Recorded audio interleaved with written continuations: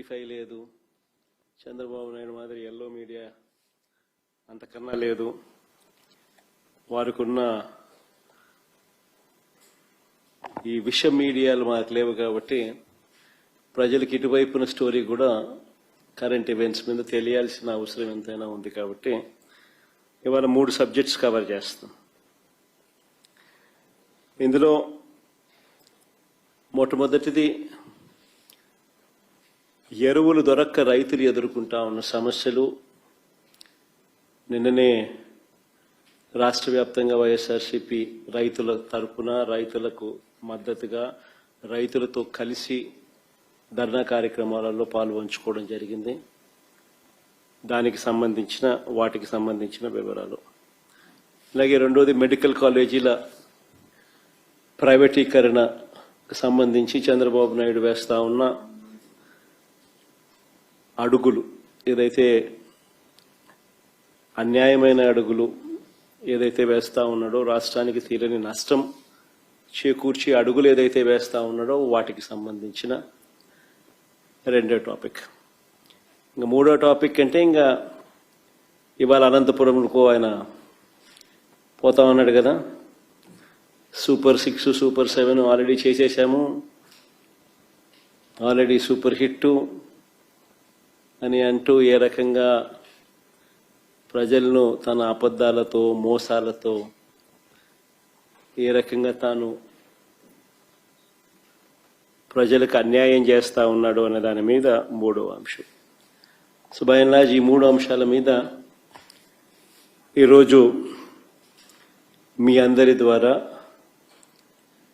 ప్రజలకు ఇటువైపున నాణ్యానికి ఇటువైపున ఉన్న స్టోరీని ఇటువైపున ఉన్న అంశాలను కూడా తెలియజేసే కార్యక్రమం చేస్తా ఉన్నాం. అసలు రాష్ట్రంలో ఇటీవల కొన్ని పరిణామాలు చూస్తూ ఉంటే రాష్ట్రంలో అసలు ప్రభుత్వం ఉందా అన్న సందేహాలు ఎవరికైనా కూడా కలుగుతాయి. కామన్ మ్యాన్ పరంగా ఆలోచన చేస్తే, సామాన్యుడి పరంగా ఆలోచన చేస్తే.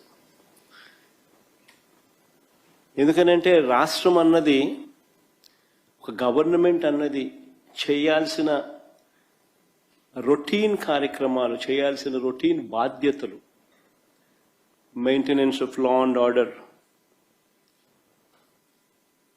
ఇవాళ లేదు. ప్రజాస్వామ్యయుతంగా గొంతు విప్పే పరిస్థితి ఈరోజు లేదు. రెడ్ బుక్ రాజ్యాంగం అని అంటా ఉన్నారు. ప్రజాస్వామ్యయుతంగా గొంతు విప్పితే ఆ గొంతును నలిపేస్తా ఉన్నారు. ప్రజలకు అభివృద్ధి లేదు, ప్రజలకు సంక్షేమం లేదు, రెండూ లేవు. ఎకానమీ పరిస్థితి చూస్తే తిరోగమనం.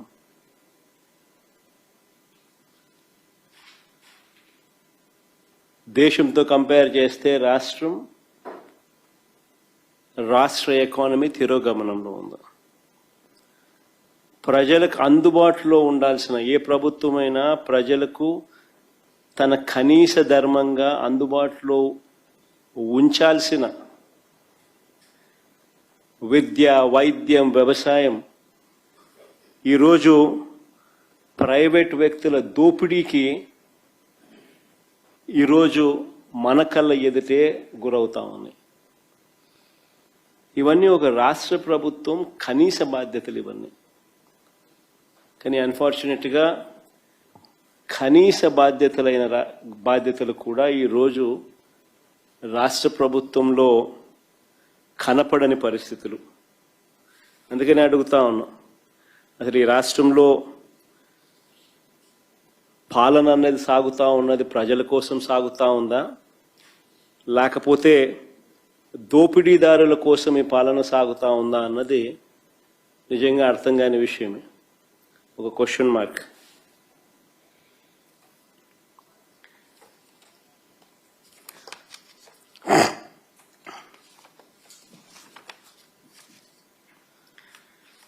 మొదటి టాపిక్ లేఖకి వెళ్తే, రైతులకు అందాల్సిన ఎరువులు బ్లాక్ మార్కెట్ చేస్తూ ఈరోజు స్కాములు కనిపిస్తూ ఉన్నాయి.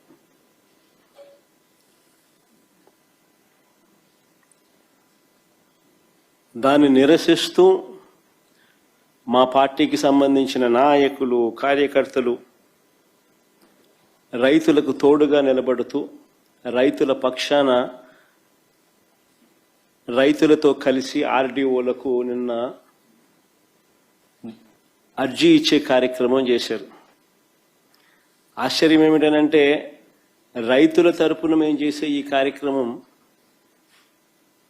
అడ్డుకుంటూ ఏకంగా పోలీసులు దీన్ని అనగదొక్కే కార్యక్రమం ఏ మాదిరిగా చేస్తారు అని చెప్పి చూస్తే ఆ నోటీసులు ఒకసారి చూపించండి, ఒకసారి ప్లే చేయండి ఒకసారి.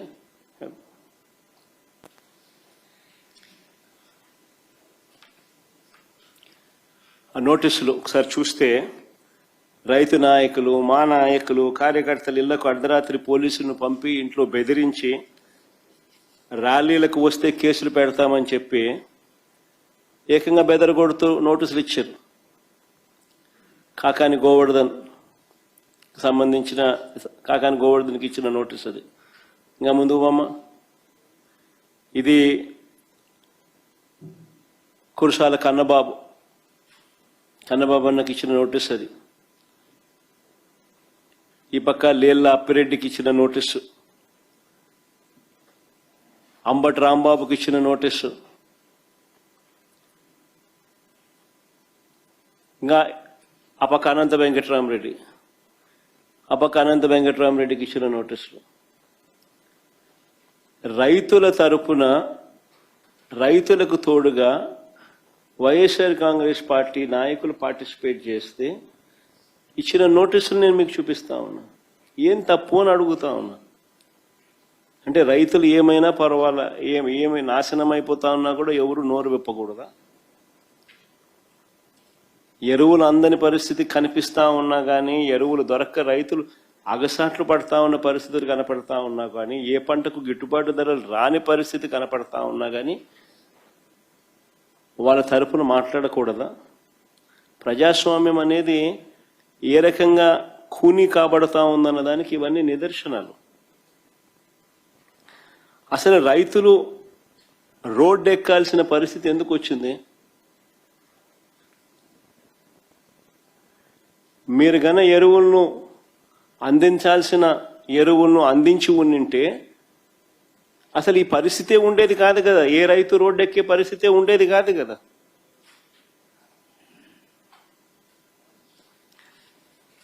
మీరు స్కాములు చేయకపోయినంటే ఎరువుల విషయంలో ఈ పరిస్థితి వచ్చి ఉండేది కాదు కదా. ఎరువుల కోసం 2 నెలలుగా రైతులు పడుతూ ఉన్న అగచాట్లు 2 నెలలుగా జరుగుతూ ఉంది. It's not something over night జరిగింది కాదు. 2 నెలలుగా ఇది కనిపిస్తూ ఉంది. 2 నెలలుగా రైతులు పడుతూ ఉన్న అగచాట్లు దీనికి సాక్ష్యం కాదా అని అడుగుతా ఉన్నా. అసలు ఇంత అధ్వానంగా ప్రభుత్వాన్ని నడుపుతా ఉన్నారు. ఎరువుల కోసం అసలు రైతులు ఎలాంటి అగచాట్లు పడతా ఉన్నారు అనేది ఒకసారి ఫోటోలు ఒకసారి చూపించమ్మా. ఒకసారి క్యూలు చూడండి ఒకసారి. రైతులకు ఎరువులు దక్కక కృష్ణా జిల్లా ఘంటసాల మండలం లంకపల్లి పిఎస్సి వద్ద కానీ మనుబొమ్మ, పార్వతీపురం మన్యంలో, విజయనగరం ఎస్కోటలో ఎరువుల కోసం బారులు తీరిన రైతులు, రాజంలో ఎరువుల కోసం రైతులు కొట్లాట, అనకాపల్లి తుమ్మపాలలో రాత్రి సమయంలో ఎరువుల కోసం పాటలు, రాత్రి సమయంలో, తూర్పుగోదావరి జిల్లా తాళ్లపూడి మండలంలో పరిస్థితి అది, ఏలూరులో పరిస్థితి అది,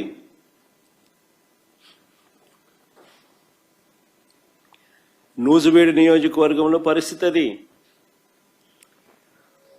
ఎన్టీఆర్ జిల్లా గొల్లపూడి ఎరువుల కోసం క్యూ కట్టిన రైతుల పాదరక్షలు, గుంటూరు జిల్లా రేపల్లె వ్యవసాయ మార్కెట్ యార్డ్ గోడౌన్ వద్ద రైతుల ఆందోళన. ఎరువుల కోసం ఇదంతా. పామరు మండలంలో ప్రకాశం జిల్లా పామూరు మండలంలో కురమద్దాలిలో పరిస్థితి అది. సత్యసాయి జిల్లా సోమందపల్లెలో పిఎస్సి వద్ద పరిస్థితి ఇది. అన్నమయ్య జిల్లా మదనపల్లెలో క్యూ లైన్లో పరిస్థితి ఇది. చిత్తూరు జిల్లా కుప్పం సొంత నియోజకవర్గం, చంద్రబాబు నాయుడు సొంత నియోజకవర్గంలో పరిస్థితి అది. ఏడన్నా దుంకి సావచ్చు చంద్రబాబు నాయుడు. కనీసం కుప్పంలో కూడా కనీసం రైతులు, కనీసం ఆయన సొంత కాన్స్టిట్యున్సీ రైతుల పరిస్థితి అట్టుందనంటే. ఇది వ్యవసాయ శాఖ మంత్రి కాన్స్టిట్యున్సీ. శ్రీకాకుళం జిల్లా మంత్రి అచ్చెన్నాయుడు నియోజకవర్గం టెక్కలిలో పరిస్థితి అది, క్యూ లైన్లలో. ఇద్దరు ఏదైనా బాయోగి ఏదైనా చూసుకొని దుంకుతే బెటరు.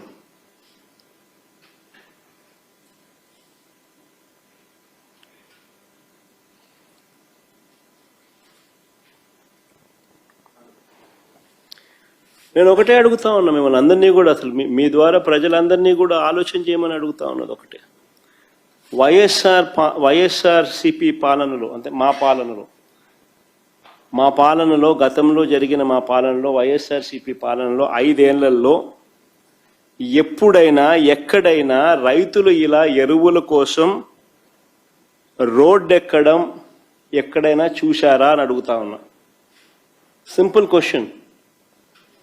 వైఎస్ఆర్సిపి 5 ఏళ్ల పాలనలో ఎప్పుడైనా ఎక్కడైనా ఇలా రైతులు ఎరువుల కోసం అగచాట్లు పడడం, రోడ్డెక్కడం ఎక్కడైనా ఎప్పుడైనా చూశారా అని అడుగుతా ఉన్నా. మరి ఎందుకు జరగలేదు? వైఎస్ఆర్సిపి ప్రభుత్వ హయాంలో ఎందుకు జరగలేదు? ఎందుకు చంద్రబాబు నాయుడు గారి హయాంలో మాత్రమే ఎందుకు జరుగుతూ ఉన్నాయి? అదే ముఖ్యమంత్రి పదవే కదా. అప్పుడు జగన్ ఉన్నాడు, ఇప్పుడు చంద్రబాబు ఉన్నాడు. అదే ముఖ్యమంత్రి పదవే, అదే అధికారులే. అప్పుడున్న అధికారులే, ఇప్పుడు కూడా అధికారులే, అదే అధికారులే. మరి ఎందుకు పరిస్థితి? ఇప్పుడు ఎందుకు ఆ పరిస్థితి ఉంది, అప్పుడు ఎందుకు ఆ పరిస్థితి లేదు? కారణం జగన్ అనే వ్యక్తికి రైతుల మీద, రైతులకు కష్టాలు రాకూడదు, ఉండకూడదు అని తాపత్రయం ఉండేది. తాపత్రయం ఉండి రైతులకు మంచి చేయాలి, రైతులకు మంచి జరగాలి అనే ఆలోచనలో ఉంటే ఇలాంటి పరిస్థితులు ఉండవు. అది తేడా. ఇక్కడ పరిస్థితి ఎందుకు అనంటే, దీంట్లో కూడా స్కాములు చేసి దీంట్లో కూడా డబ్బెత్తాలన్న ఆలోచన చేస్తూ ఉన్నారు కాబట్టి పరిస్థితి ఇది. ఇంత దిక్కుమాలిన పరిస్థితి నిజంగా రాష్ట్రంలో ఉంది అని అంటే చంద్రబాబు నాయుడు సిగ్గుతో తలంచుకోవాలి. అడుగుతా ఉన్నాను, సీజన్ రాగానే రాష్ట్రంలో ఎంత విస్తీర్ణంలో పంటలు సాగు చేస్తూ ఉన్నారు అని ఎవరైనా లెక్కలు కడతారు కదా. సీజన్ రాగానే రాష్ట్రంలో ఎంత విస్తీర్ణంలో పంటలు సాగు అవుతూ ఉన్నాయి, వీటికి ఎంత ఎరువులు కావాలి అని ఏ రాష్ట్ర ప్రభుత్వమైనా లెక్కలు కడుతుంది కదా. ఆ లెక్కలన్నీ మన దగ్గర ఉన్నాయి కదా. మరి అటువంటి అప్పుడు ఎరువులు అందని పరిస్థితి ఎందుకు వస్తుంది?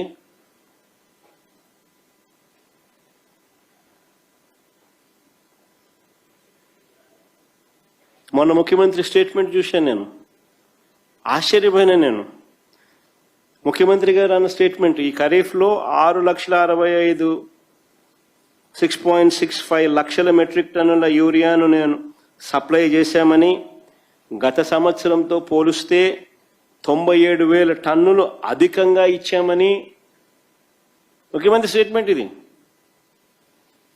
ఈ ఖరీఫ్లో 6.65 లక్షల మెట్రిక్ టన్నుల యూరియాను సప్లై చేశామని, గత సంవత్సరంతో పోలిస్తే 97,000 టన్నులు అధికంగా ఇచ్చామని చంద్రబాబు గారు మొన్ననే ప్రెస్ మీట్లో చెప్పారు.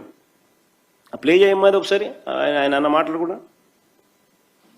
దగ్గర దగ్గర 3 లక్షల టన్నులతో ఓల్డ్ బ్యాలెన్స్ ఉంది.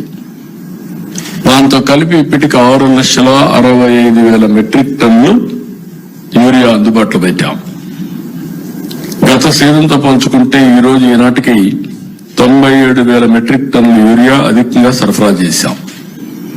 రైతులకి మొత్తం యూరియా కూడా చేరింది.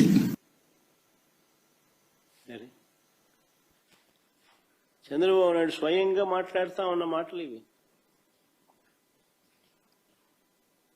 అధికంగా పాత బ్యాలెన్స్ కాక 3 లక్షల టన్నుల పాత బ్యాలెన్స్ కాక 6,65,000 టన్నుల యూరియాను సప్లై చేశామని, గత సంవత్సరంతో పోలిస్తే ఇది 97,000 టన్నులు అధికంగా ఇచ్చామని ఏకంగా ముఖ్యమంత్రి చెప్తా ఉన్న మాటలు ఇవి. మరి నేను ఒకటే అడుగుతా ఉన్నా, మా చంద్రబాబు నాయుడు గారు చెప్తా ఉన్నట్టుగానే ఈ మాదిరిగానే సప్లై జరిగి ఉండింటే, ఈ మాదిరిగా రైతులకు అంది ఉండింటే, ఈ మాదిరిగా రైతులు రోడ్డెక్కే పరిస్థితి ఎందుకు వచ్చింది? రాలేదనే కదా, ఆయన సప్లై చేయలేదనే కదా రైతులకు ఈ కష్టాలు ఎందుకు ఉన్నాయి? రైతుల చేతిలో యూరియా రాలేదు కాబట్టే కదా ఈ పరిస్థితి ఎందుకు వచ్చింది రాష్ట్రంలో. కారణం ఆర్బీకేలను నిర్వీర్యం చేశారు, ఈ క్రాప్ వ్యవస్థను నిర్వీర్యం చేశారు, పిఎస్సీలను నిర్వీర్యం చేశారు,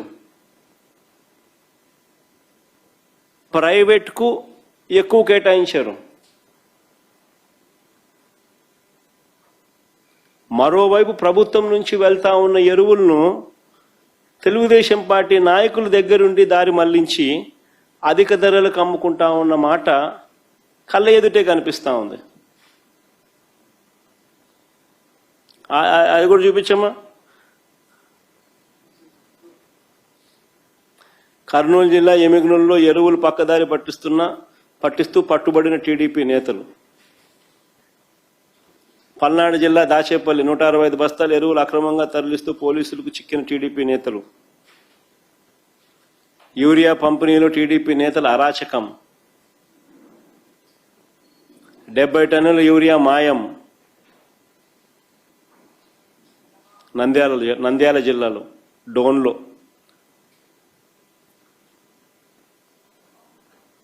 అంటే ఒకవైపున ప్రభుత్వం నుంచి వెళ్ళిన యూరియా అంతా కూడా, ఎరువులన్నీ కూడా టీడీపీ నాయకులు దారి మళ్లించి అధిక ధరలకు అమ్ముకుంటా ఉన్న పరిస్థితి. మరోవైపు వీరు అధికంగా కేటాయించిన ఎరువులు, ప్రైవేట్కి ఏదైతే వీళ్ళు అధికంగా కేటాయించిన ఎరువులు ఏదైతే ఉన్నాయో వాళ్ళు దాన్ని బ్లాక్ చేసి బస్తా ఏకంగా 267 రూపాయలు బస్తా యూరియా ఉంటే దానికన్నా 200 రూపాయలు అధికంగా, 250 రూపాయలు అధికంగా దాన్ని బ్లాక్ చేసి స్కేర్సిటీ క్రియేట్ చేసి బ్లాక్లో అమ్ముతా ఉన్న పరిస్థితి. ఇలా బ్లాక్ మార్కెట్లో ఎరువులు అమ్మడం ద్వారా చంద్రబాబు నాయుడు గారు దీన్ని ప్రోత్సహించడం ద్వారా డైరెక్ట్గా భాగస్వామి కావడం వల్ల దాదాపుగా 200 నుంచి 250 కోట్ల రూపాయల స్కామ్ ఇది.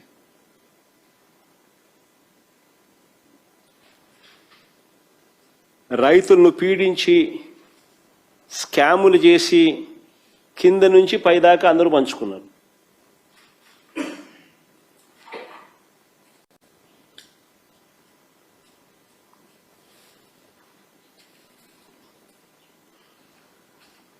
నేను అడుగుతా ఉన్నా, మా ప్రభుత్వ హయాంలో ఇలాంటి అక్రమాలు ఎందుకు జరగలేదో తెలుసా?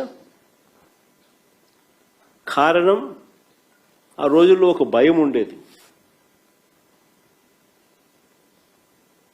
తప్పు చేయాలి అని అంటే భయపడేవాళ్ళు.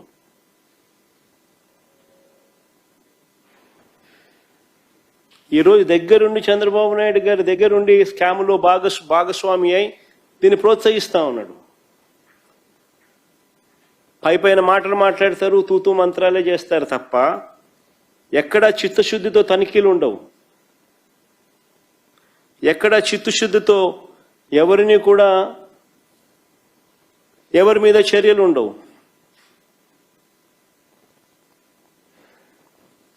మా ప్రభుత్వ హయాంలో కలెక్టర్లతో ఎస్పీలతో జరిగే నెల జరిగేది వీడియో కాల్. ఎస్పీలకు కలెక్టర్లకు మ్యాండేట్ ఇచ్చేవాళ్ళం. బ్లాక్ మార్కెటింగ్ అనేది కనిపిస్తే మీ ఉద్యోగాలు పోతాయని.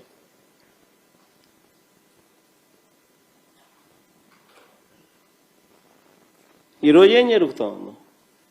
దగ్గరుండి స్కాములో మీరు కూడా భాగస్వాములు అయినారు కాబట్టి విచ్చలు విడిగా జరగనిస్తా ఉన్నారు, తూతూ మంత్రంగా మాట్లాడుతూ ఉన్నారు. అంతే, ఎక్కడ చిత్తశుద్ధి లేదు, ఎవరి మీద చర్యలు ఉండవు. అంతా దోచుకో, పంచుకో, తినుకో, నాకింత, నీకింత, ఇంకొకరికింత. సిస్టమేటిక్ పద్ధతుల్లో దోచుకోవడం, పంచుకోవడం, తినడం. కంటి కనపడతా ఉంది.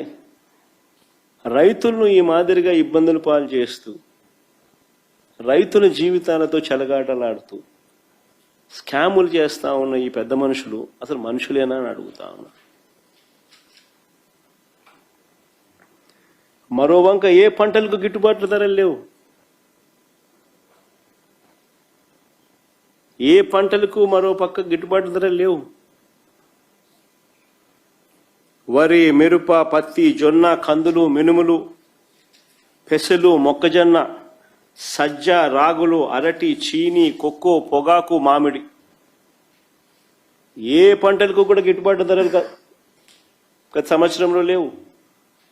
మనం చూసిన ఈ సంవత్సరంలో ఎక్కడ రాలా.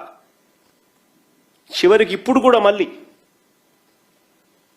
కూడా మళ్ళీ ఉల్లి పరిస్థితి అదే, టొమాటో పరిస్థితి అదే,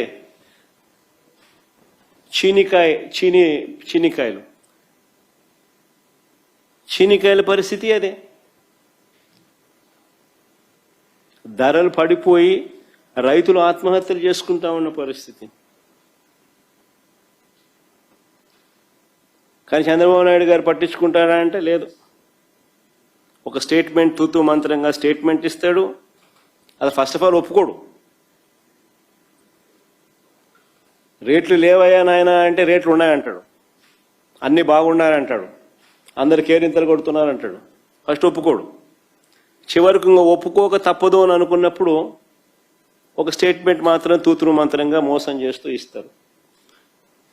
ఆయన ఇచ్చిన ఈ స్టేట్మెంట్లు ఆ ఈనాడు, ఆ ఆంధ్రజ్యోతి, ఆ TV5, ఆయన ఎల్లో మీడియా వాళ్ళు పెద్దగా దాన్ని చంద్రబాబు నాయుడు ఇంద్రుడు చంద్రుడు ఆల్రెడీ ఇన్స్ట్రక్షన్స్ ఇచ్చేసినాడు, జరిగిపోయింది, చేసేసినాడు, మొత్తం రైతులందరికీ చేరిపోయింది అని చెప్పేసి పెద్ద అక్షరాలతో రాసేస్తారు, కొట్టేస్తారు.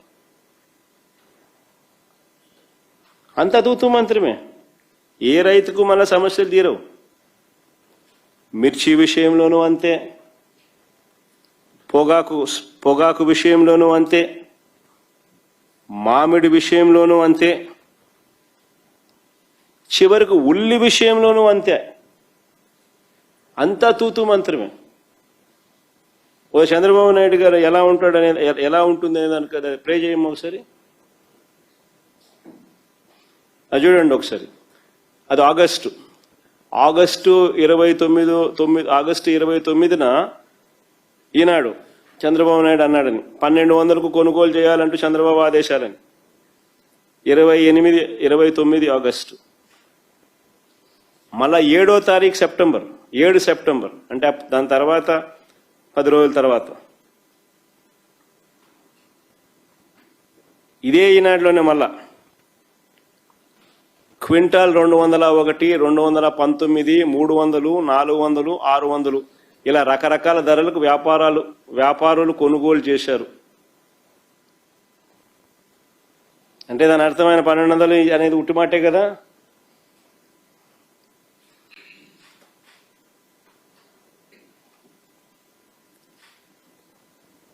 అదే కర్నూలులో అన్ని తూతూ మంత్రాలే, అబద్ధాలు, మోసాలు. ఇవాళ ఉల్లి క్వింటాలు సగటు ధర 200 నుంచి 400. ఈ ధరకు క్షీణించినా కూడా పట్టించుకునే నాతుడు లేదు. మరి అదే బహిరంగ మార్కెట్లో ఎంత ఉందో తెలుసా ఉల్లి రేటు? ఇది ఒకసారి చూడండి. బిగ్ బాస్కెట్లో ఉల్లి రేటు 34 రూపాయలు కేజీ.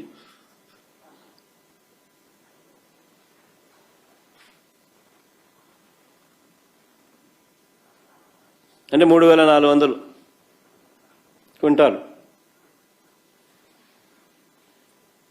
ఆడ 200, 400, 200, 300. ఈనాడు కట్టింగ్ ఇంతకుముందు చూపించిన కదంతా 200, 300, 400 రాసినాడు కదా. ఆడ 200, 300, ఈడ బిగ్ బాస్కెట్లో 3400 క్వింటాలు, కేజీ 34.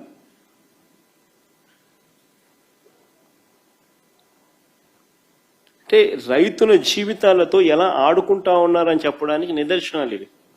అదే మా ప్రభుత్వ హయాంలో, వైఎస్ఆర్సీపీ ప్రభుత్వ హయాంలో ఉల్లి రేటు కేజీ 40 రూపాయల నుంచి కేజీ 120 రూపాయలకు తగ్గల 5 ఏళ్లలో.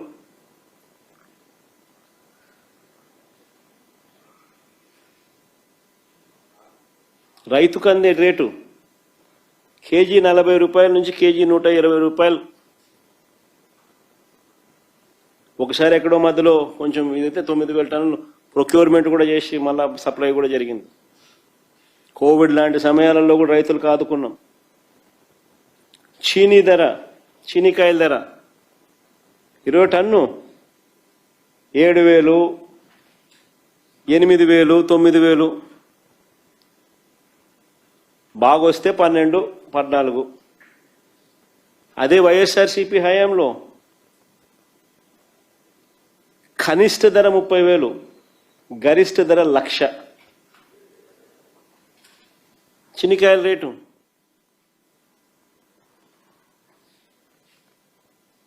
నేను అడుగుతా ఉన్న, వైఎస్ఆర్సీపీ హయాంలో ఎందుకు రైతుల పరిస్థితి అంత మెరుగ్గా ఉంది, చంద్రబాబు నాయుడు గారి హయాంలో రైతుల పరిస్థితి ఎందుకు అంత దారుణంగా ఉంది అనే కారణం వైఎస్ఆర్సీపీ హయాంలో ధరల స్థిరీకరణ నిధి అని 3,000 కోట్లతో ధరల స్థిరీకరణ నిధి అని చెప్పి ఏర్పాటు చేసి మార్కెట్లో కాంపిటీషన్ క్రియేట్ చేశాం. అక్షరాల ఎంత తెలుసా మేము ఖర్చు పెట్టింది 5 ఏళ్లలో? 7,802 కోట్లు ఖర్చు చేసినాం రైతులకు తోడుగా నిలబడేందుకు, మార్కెట్లో కాంపిటీషన్ క్రియేట్ చేసేందుకు. అక్షరాల 7,802 కోట్ల రూపాయలు ఖర్చు చేసాం. ప్రతి ఆర్బీకే పరిధిలో సీఎం యాప్ ఉండేది. ప్రతి ఆర్బీకే పరిధిలో ఈ క్రాప్ జరిగేది. ఈ క్రాప్తో పాటు అగ్రికల్చరల్ గ్రాడ్యుయేట్ ఈ ఆర్బీకేలో పనిచేస్తూ ఆ గ్రామంలో ఏదైనా పంట డిస్ట్రెస్లో ఉంటే ఇమ్మీడియట్గా he use to upload through CM app. CM app అంటే ఏమిటి? Continuous monitoring of agricultural prices and procurement. RBK, ప్రతి ఆర్బీకేలోనూ app. The agricultural assistant there who's an agricultural graduate upload చేసేవాడు. డిస్ట్రెస్లో ఏదైనా పంటలు ఉంటే ఆర్బీకేలో మినిమం గిట్టుబాటు ధరలు ఇంత అని చెప్పి ముందుగానే పెట్టేవాళ్ళు. ఆ ధరల కన్నా తక్కువ రేటుకి ఎక్కడైనా పంట పడిపోతే గవర్నమెంట్ ఇంటర్వ్యూన్ అయ్యేది. మార్కెట్లో కాంపిటీషన్ క్రియేట్ చేసేది. కాంపిటీషన్ క్రియేట్ చేయడం కోసం 3,000 కోట్ల ధరల స్థిరీకరణ నిధి ఏర్పాటు చేసింది.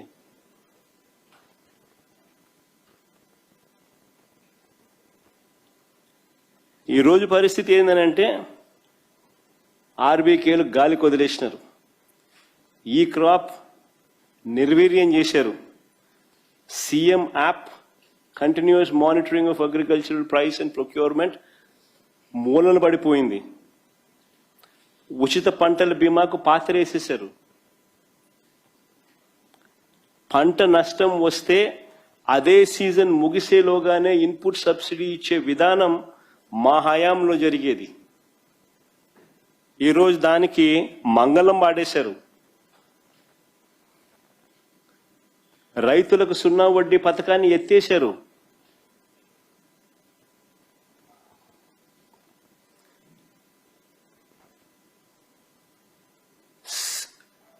పంట నష్టం వస్తే అదే సీజన్, ఒక సీజన్లో పంట నష్టం వస్తే మళ్ళీ మరుసటి సంవత్సరం అదే సీజన్ వచ్చేలోగానే ఇన్సూరెన్స్ ప్రతి ఒక్కరికి వచ్చేది ఉచిత పంటల బీమా ద్వారా. గాలికి పోయింది విధానాలు. మేము క్రమం తప్పకుండా రైతు భరోసా కార్యక్రమం ఇచ్చేవాళ్ళం.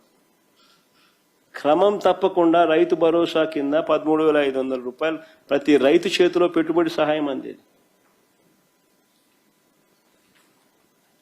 ఇవన్నీ గాలికి వదిలేసారు, ఎత్తేసినారు. ఇవన్నీ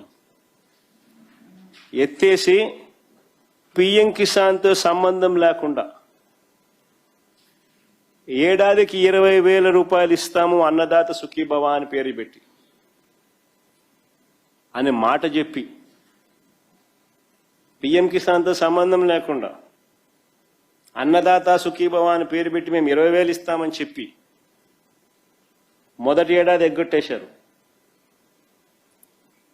ఇయ్యాల్సిన 20,000లో రెండో ఏడాది 20,000కి 5,000 ఇచ్చినారు.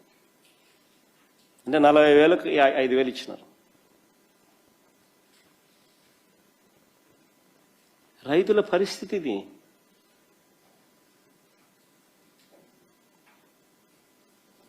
అది కూడా సుమారుగా 7 లక్షల మంది రైతు కుటుంబాలను తగ్గించి మేము ఇస్తా ఉన్న నెంబర్ కన్నా.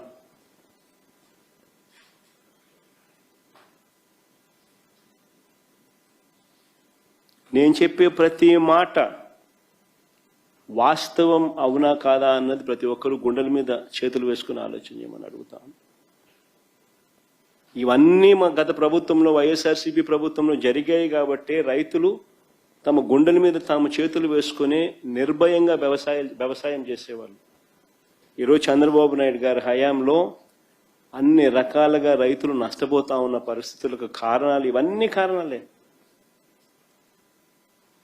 మోస్ట్ ఇంపార్టెంట్ ఇంగ్రీడియంట్ ఏంటంటే చిత్తశుద్ధి లేదు, తాపత్రయం లేదు ఈ మనిషికి. ప్రతిదీ స్కామే, ప్రతి విషయంలోనూ దోచేయాలనే ఆలోచనే. That is the problem with this government. రెండో సబ్జెక్ట్ లేకపోదాం. Public health sector. Public health సెక్టార్ను కూడా నిజంగా ఎంత దారుణంగా ఈ పెద్ద మనిషి దెబ్బతీస్తా ఉన్నాడు అని చెప్పడానికి కొన్ని ఉదాహరణలతో సహా నేను చెప్తాను. సంపద సృష్టిస్తాను అని ఎన్నికలకు ముందు చెప్పి ఇప్పుడు ప్రజల ఆస్తులను చెనిక్కాయలకు బెల్లానికి అమ్ముతా ఉన్నాడు, స్కాములు చేస్తూ. సంపద సృష్టించడము అని అంటే ఆయన సొంత సంపద సృష్టించడం మాత్రమే సంపద సృష్టించడం అనుకుంటా ఉన్నాడు. గవర్నమెంట్ ఆస్తులను చెనిక్కాయలకు బెల్లాలకు అమ్ముతున్నాడు. కమిషన్లకు ఆశపడి ఆయన మనుషులకు దోచిపెడతా ఉన్నాడు.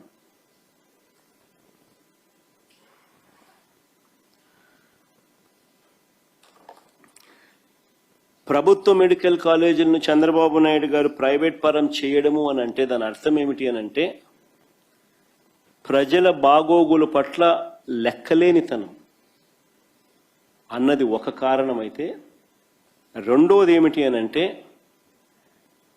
తారాస్థాయికి చేరిన ఆయన అవినీతికి ఇదొక పరాకాష్ట. నిజంగా స్కాములు చేసేది ఏ స్థాయి కంటే ఆ స్థాయికి దిగజారిపోయి స్కాములు చేయడం అనేది నిజంగా పరాకాష్ట. ఇది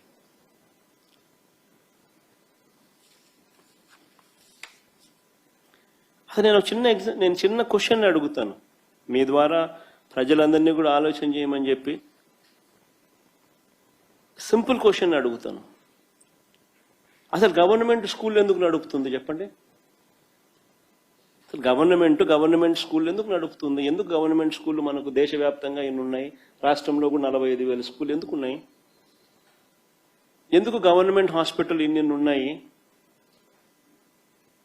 ప్రతి మండలంలోనూ ప్రతి జిల్లాలోనూ ఎందుకు ఇన్ని ఉన్నాయి? ప్రతి ఊర్లోనూ రాష్ట్ర వ్యాప్తంగాను దేశవ్యాప్తంగాను.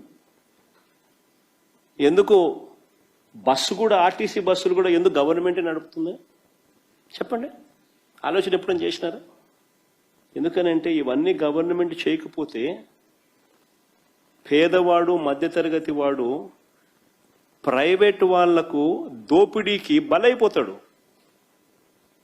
Just imagine a situation, government school లేకపోతే ప్రైవేట్ స్కూల్ ఛార్జ్ చేసే ఫీజులు ఎవడన్నా కట్టగలుగుతాడా?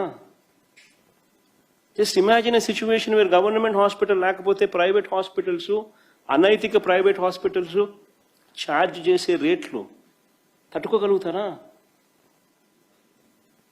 గవర్నమెంట్ ఆర్టీసీ బస్సులు నడపకపోతే ప్రైవేట్ బస్సులు నడిస్తే అసలు సామాన్యుడు బస్సు ఎక్కాలంటే భయపడిపోయే పరిస్థితి రాదా? ఇవన్నీ గవర్నమెంట్ బాధ్యతలు. This is the responsibility of the government. Private exploitation కు చెక్కు పెట్టడం,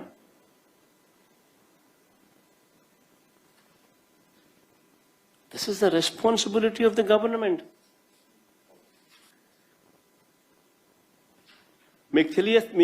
మీకు తెలియాల్సిన ఇంకొక విషయం కూడా చెప్తా.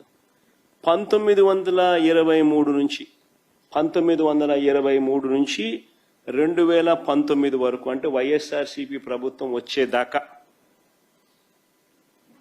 మన రాష్ట్రంలో ఎన్ని గవర్నమెంట్ మెడికల్ కాలేజీలు ఉన్నాయో తెలుసా? 11. దీనికి పద్మావతి అటానమస్ కాలేజీని కూడా కలుపుకుంటే 12, అన్ని కలిపి ఆ కాలేజీతో కూడా కలుపుకుంటే. 2019కి చంద్రబాబు నాయుడు గారు 3 సార్లు ముఖ్యమంత్రి. అంటే మా ప్రభుత్వం రాక మునుపు 2019 నాటికే చంద్రబాబు నాయుడు అప్పటికే 3 సార్లు ముఖ్యమంత్రి, 14 ఏళ్ళు ముఖ్యమంత్రిగా పరిపాలన చేశాడు. అప్పటికే కనీసం ఒక్క గవర్నమెంట్ మెడికల్ కాలేజ్ అయినా తీసుకొచ్చాడా? ఒక్క గవర్నమెంట్ మెడికల్ కాలేజ్ అయినా కట్టాడా? ఆలోచన చేయమని అడుగుతా ఉన్నా. కనీసం ఆలోచన అయినా చేశాడని అడుగుతా ఉన్నా.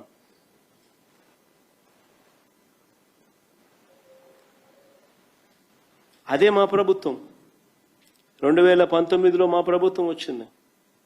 కేవలం 5 సంవత్సరాల అతి కొద్ది కాలం, కేవలం 5 సంవత్సరాల అతి కొద్ది కాలంలోనే మా ప్రభుత్వ హయాంలో ప్రతి జిల్లాకు ఓ గవర్నమెంట్ కాలేజీని తీసుకురావాలని, ఒక టీచింగ్ హాస్పిటల్ తీసుకొని రావాలని, ఓ మెడికల్ కాలేజ్ను అక్కడ పెట్టాలని ప్రతి జిల్లాలు విస్తరింపజేసినాం. 26 జిల్లాలు చేసినాం. చేసిన ఆ 26 జిల్లాలలో ప్రతి జిల్లాలోనూ కూడా ఒక గవర్నమెంట్ మెడికల్ కాలేజ్ అక్కడ ఉండాలి అని. ఎప్పుడైతే గవర్నమెంట్ మెడికల్ కాలేజ్ ఎప్పుడైతే ఆ జిల్లాలో వస్తుందో అప్పుడు ఆ గవర్నమెంట్ మెడికల్ కాలేజ్తో పాటు టీచింగ్ హాస్పిటల్ కూడా అక్కడ ఉంటుంది, పార్ట్ ఆఫ్ మెడికల్ కాలేజ్ కింద. ఎప్పుడైతే ఒక టీచింగ్ హాస్పిటల్ ఎప్పుడైతే part of the medical college కింద జిల్లాలో అవైలబుల్గా ఉంటుందో, that means it's a super speciality hospital which is made available there. అంటే అక్కడ ఆ జిల్లాలో ఒక సూపర్ స్పెషాలిటీ హాస్పిటల్ అక్కడ అందుబాటులోకి వస్తుంది. అక్కడ పనిచేసే డాక్టర్లు, ప్రొఫెసర్లు, అసిస్టెంట్ ప్రొఫెసర్లు, పీజీ స్టూడెంట్స్, ఎంబీబీఎస్ డాక్టర్లు, నర్సింగ్ కాలేజ్ స్టూడెంట్స్, వీళ్ళంతా అక్కడ పనిచేస్తూ ఉంటారు. Different faculties, super speciality hospitals availability, super speciality ఫ్యాకల్టీస్తో కూడిన సూపర్ స్పెషాలిటీ హాస్పిటల్ అక్కడ అవైలబిలిటీలోకి వస్తుంది. ఈ మెడికల్ కాలేజు ఒక హబ్గా ఆపరేట్ చేస్తుంది ఆ జిల్లాలో. ఒక మెడికల్ హబ్గా ఆపరేట్ చేస్తూ ఇది ఆ జిల్లాలో ఉన్న ఏరియా హాస్పిటల్స్కు, కమ్యూనిటీ హెల్త్ సెంటర్ సిహెచ్సిలకు, పిహెచ్సిలకు, విలేజ్ క్లినిక్స్కు ఇది మార్గనిర్దేశం చేస్తుంది. ఒక మెడికల్ హబ్గా జిల్లాలో ఉన్న అన్ని గవర్నమెంట్ చిన్న హాస్పిటల్స్కు this will be guiding factor. ఒక మెడికల్ హబ్గా ఉంటుంది. అత్యాధునిక వైద్యం అన్నది పేదలకు ఉచితంగా అందుతుంది. ఎప్పుడైతే ఇలాంటి సూపర్ స్పెషాలిటీ హాస్పిటల్ ఎప్పుడైతే జిల్లా హెడ్ క్వార్టర్స్లో వస్తుందో, అనైతిక ప్రైవేట్ హాస్పిటల్స్ ప్రజలను ఎక్స్‌ప్లాయిట్ చేయలేదు. అనైతిక ప్రైవేట్ హాస్పిటల్స్ ప్రజలను ఎక్స్‌ప్లాయిట్ చేయలేరు. ఎక్స్‌ప్లాయిటేషన్ ఆగిపోతుంది. ఎక్కువ ఫీజులు గుంజడం ఆపేస్తారు. ఎక్కువ ఫీజులు గుంజితే గవర్నమెంట్ హాస్పిటల్కి పోతామంటారు.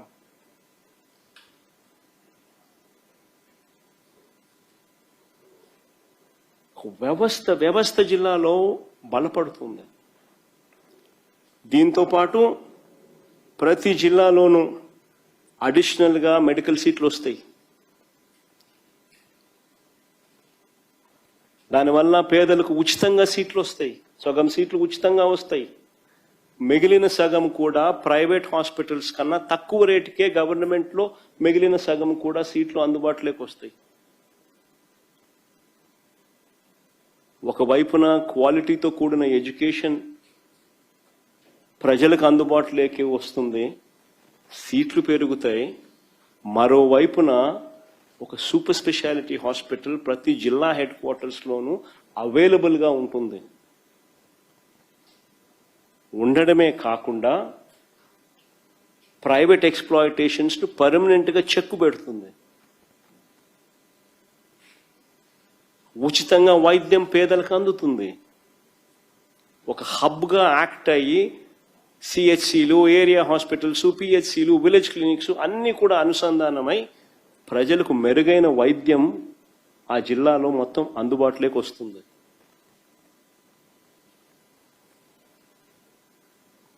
నేను అడుగుతా ఉన్నా, దిస్ ఇస్ కాల్డ్ విజన్.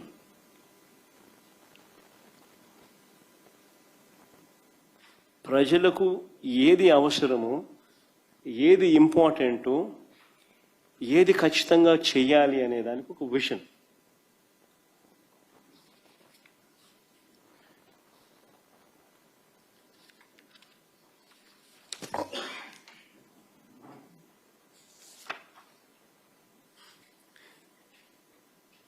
ఈ 17 మెడికల్ కాలేజీలు ఒకసారి మ్యాప్లు కూడా చూపించము ఒకసారి. 2023 నుంచి 2019 వరకు ఈ రకంగా ఈ 12 హాస్పిటల్స్ ఈ రకంగా రాష్ట్ర వ్యాప్తంగా అందుబాటులో ఉంటే 2019 నుంచి 2024 వైఎస్ఆర్సీపీ ప్రభుత్వ హయాంలో ఇలా రాష్ట్ర వ్యాప్తంగా ప్రతి జిల్లాలోనూ జిల్లాలను సంఖ్యను పెంచి ప్రతి జిల్లాలోనూ సూపర్ స్పెషాలిటీ సేవలు అందుబాటులోకి తీసుకొస్తూ 17 కొత్త మెడికల్ కాలేజీలను అందుబాటులోకి తీసుకొచ్చాం. ఒక్కో కాలేజీకి 50 ఎకరాలు కనీసం స్థలం ఉండేట్టుగా, ఒక్కో దానికి 500 కోట్ల రూపాయల పైగా ఖర్చు చేస్తూ, ఒక్కో మెడికల్ కాలేజీకి 500 కోట్ల రూపాయలు ఖర్చు చేస్తూ అన్ని రకాల సదుపాయాలతో ఈ క్యాంపస్లో ఉండేలా చేశాం. రాష్ట్ర అభివృద్ధికి, అత్యాధునిక వైద్యానికి మన రాష్ట్రం చిరునామాగా నిలిచేట్టుగా స్టేట్ ఆఫ్ ది ఆర్ట్ అంటే one of the finest medical కాలేజెస్ని తీసుకొచ్చే కార్యక్రమం చేస్తాం. ప్రతి ఒక్కరూ కూడా ఆ మెడికల్ కాలేజ్ దారిలో నుంచి పోయేటప్పుడు ఆ మెడికల్ కాలేజ్ కనపడితే ఆగి చూసి ఆహా అని పోయే పరిస్థితి తీసుకొచ్చినాం.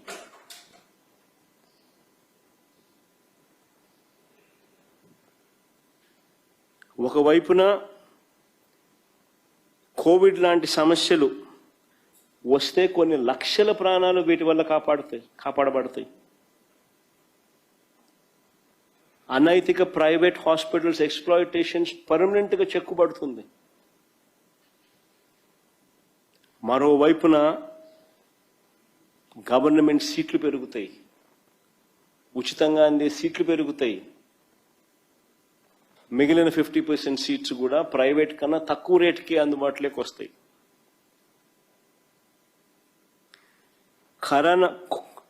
కోవిడ్ లాంటి సమస్యలు 2 ఏళ్ల పాటు రాష్ట్రాన్ని పీడిస్తా ఉన్నా కూడా, ఎన్ని ఇబ్బందులు పడినా కూడా ఎక్కడా కూడా చిత్తశుద్ధిలో లోపం చూపించాల. ఖచ్చితంగా చేసి తీరాలి అనే దృఢ సంకల్పంతో అడుగులు ముందుకు వేశాం. అంత కమిట్మెంట్తో అడుగులు ముందుకు వేశాం కాబట్టే అతి కొద్ది కాలంలోనే we have commissioned Vizianagaram medical college, Rajahmundry medical college, Eluru medical college, Machilipatnam medical college, Nandyal ప్రభుత్వ మెడికల్ కాలేజ్ను 2023-24లో ప్రారంభించాం. ఫోటోలు చూపించమా. విజయనగరం మెడికల్ కాలేజ్, వైఎస్ జగన్ చేతుల మీదుగా ప్రారంభమైన Vizianagaram medical college 2023. Government medical college Vizianagaram medical college ప్రారంభించిన అనంతరం పరిశీలిస్తున్న వైఎస్ జగన్. రాజమండ్రి మెడికల్ కాలేజ్, ఇవి రాజమండ్రి మెడికల్ కాలేజ్లో క్లాసులు. ఏలూరు మెడికల్ కాలేజ్, ఇవి ఏలూరు మెడికల్ కాలేజ్లో క్లాసులు. మచిలీపట్నం మెడికల్ కాలేజ్, ఇవి మచిలీపట్నం మెడికల్ కాలేజ్లో అవైలబుల్గా ఉన్న క్లాసులు. నంద్యాల మెడికల్ కాలేజ్, ఇవి నంద్యాల మెడికల్ కాలేజ్లో అవైలబుల్గా ఉన్న క్లాసులు. ఇవన్నీ కూడా 2023-24 సంవత్సరంలో ఇవన్నీ కూడా మొదలెట్టాం. క్లాసులు మొదలైనవి 2023-24 సంవత్సరానికి. ఇవి కాక ఎన్నికలు వచ్చే నాటికి పాడేరు, పులివెందుల కాలేజీలు కూడా క్లాసులకు సిద్ధమయ్యాయి. పాడేరు ఎన్నికలు వచ్చే నాటికి ఇది పాడేరులకు ఇంతకుముందు వెనక్కిపోమా. Paderu medical college,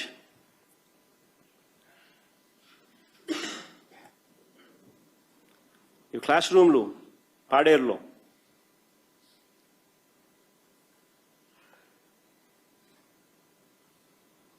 Pulivendula medical college,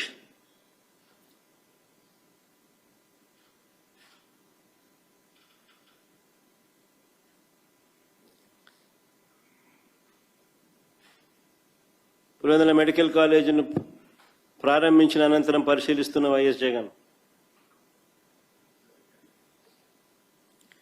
Paderu Pulivendula medical కాలేజీలు కూడా క్లాసులు కూడా సిద్ధమయ్యాయి. పులివెందుల కాలేజీలు నేను ప్రారంభించాను కూడా. ఎన్నికలు ముగిసిన తర్వాత పాడేరులో అడ్మిషన్లు జరిగి క్లాసులు కూడా స్టార్ట్ అయ్యాయి. పాడేరులో ఎన్నికలు ముగిసిన తర్వాత పాడేరులో అడ్మిషన్స్ ముగిసి క్లాసులు కూడా స్టార్ట్ అయ్యాయి పాడేరులో.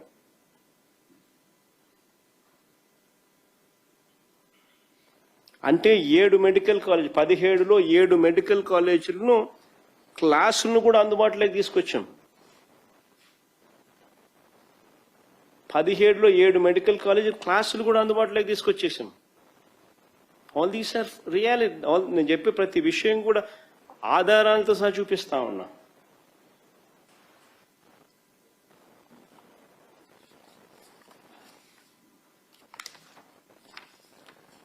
చంద్రబాబు ఎలాంటి దుర్మార్గుడు అని అంటే, పులివెందుల మెడికల్ కాలేజ్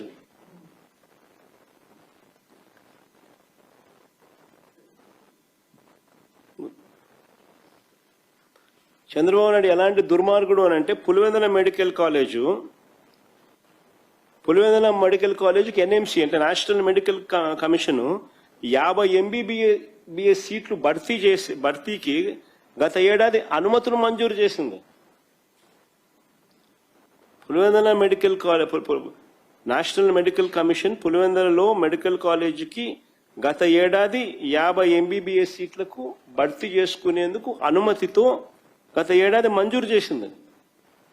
చంద్రబాబు నాయుడు ప్రభుత్వం ఏకంగా మాకు ఈ సీట్లు వద్దని లేఖ రాసినాడు.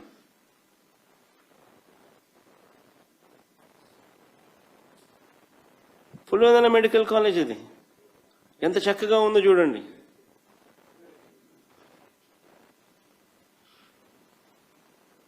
ఇటువంటి కాలేజీని 50 సీట్లు ఎన్ఎంసీ ఇమీడియట్లీ భర్తీ చేసుకోండి అని చెప్పి లెటర్ రాస్తే మాకు వద్దని చెప్పి చంద్రబాబు నాయుడు వెనక్కి పంపించినాడు. అసలు ఇలాంటి ముఖ్యమంత్రి దేశంలో ఇంకెక్కడైనా ఉంటాడా అని చెప్పి ఆలోచన చేయమని అడుగుతాను మిమ్మల్ని అందరినీ కూడా.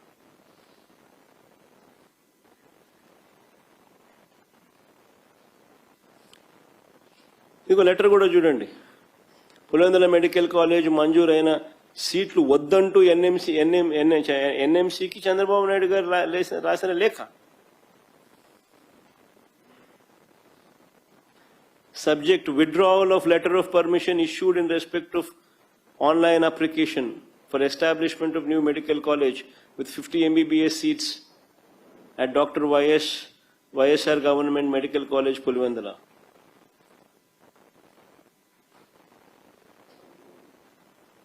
మనిషా రాక్షసుడా మీరే ఆలోచన చేయమని కోరుతా ఉన్నా.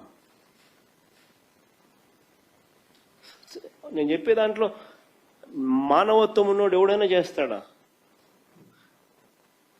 ప్రజలకు అందుబాటులోకి వస్తాయి ఇవన్నీ, పేదవాడికి మంచి జరుగుతాయి, మధ్యతరగతి వాళ్ళకి మంచి జరుగుతాయి. ఇవన్నీ రావడం వల్ల కరెక్ట్గా మేము నిర్దేశించుకున్న ప్రణాళిక ప్రకారం ఇదే చంద్రబాబు నాయుడు గారు కన్నా ముందుకు వెళ్ళి ఉంటే 2024-25 అకాడమిక్ ఇయర్లో, అంటే గత ఏడాదిలోనే ఆదోని, మార్కాపురం, మదనపల్లి, పిడుగురాల మరో 4 మెడికల్ కాలేజ్ తరగతులు కూడా ప్రారంభమై ఉండేవి. ఆదోని ఒక నిమిషం కరెక్ట్గా మేము నిర్దేశించిన ప్రణాళిక ప్రకారం చంద్రబాబు నాయుడు గారి కన్నా ముందుకు పోయింటే 2024-25 అకాడమిక్ ఇయర్లో, అంటే గత ఏడాది ఆదోని, మదనపల్లి, మార్కాపురం, పిడుగురాళ్ళ 4 కాలేజీలు కూడా అందుబాటులోకి వచ్చేటివి, తరగతులు ప్రారంభమై ఉండేటివి. ఇది ఆదోని మెడికల్ కాలేజ్, ఇది మార్కాపురం మెడికల్ కాలేజ్. మెల్లగా ఇది మార్కాపురం మెడికల్ కాలేజ్ అందరు చూని.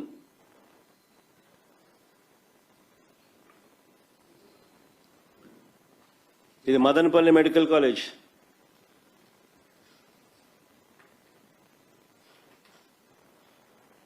ఇది పిడుగురాళ్ళ మెడికల్ కాలేజ్,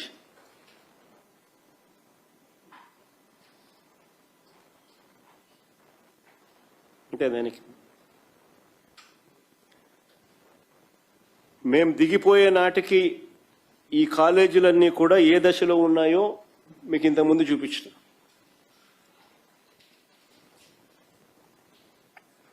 ఇవి మరో 4 కాలేజీలకు సంబంధించిన పరిస్థితి. మా ప్లాన్ ప్రకారం ముందుకెళ్ళి ఉంటే ఈ విద్యా సంవత్సరం, అంటే 2025-26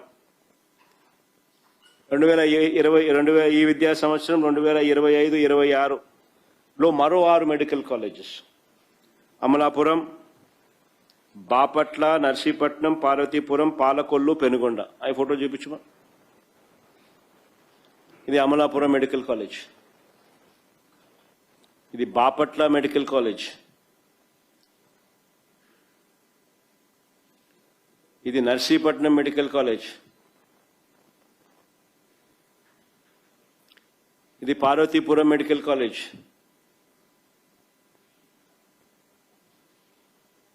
ఇది పాలకొల్లు మెడికల్ కాలేజ్, ఇది పెనుగొండ మెడికల్ కాలేజ్. ఈ 6 కూడా 2025-26లో ప్రారంభం కావాల్సిన ప్రణాళిక ప్రకారం పనులు జరుగుతూ ఉన్నాయి.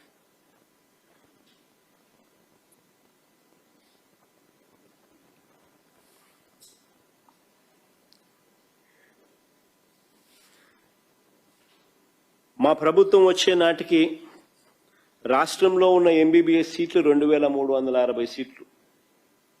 మా ప్రభుత్వం వచ్చే నాటికి రాష్ట్రంలో ఉన్న ఎంబీబీఎస్ సీట్లు 2360 సీట్లు.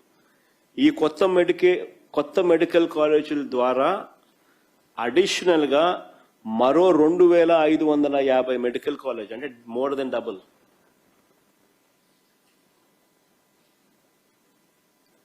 మరో 2550 మెడికల్ కాలేజీలకు పెరిగి, అంటే 1993 నుంచి 2019 దాకా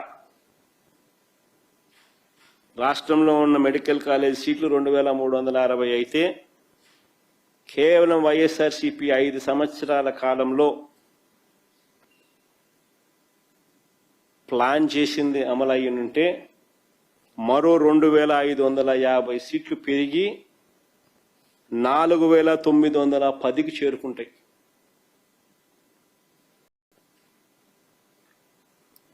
మేము అప్పటికే ఇంతకుముందు నేను చూపించిన ఫోటోలలో మీరు చూసినారు కదా, 5 మెడికల్ కాలేజీలు ఆల్రెడీ ప్రారంభమైపోయాయి. 2023, 24లోనే అయిపోయినటి ఫోటోలు ఆల్రెడీ చూపించాను. వాటి ద్వారా 800 సీట్లు అప్పటికే భర్తీ కూడా అయ్యాయి.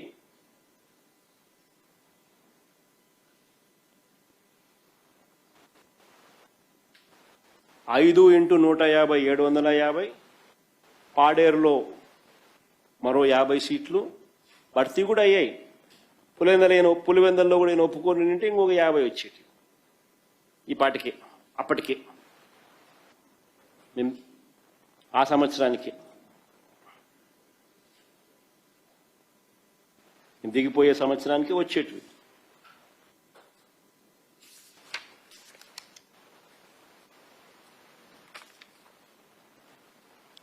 వైద్య విద్యలో ఇదొక అద్భుతమైన ఘట్టం.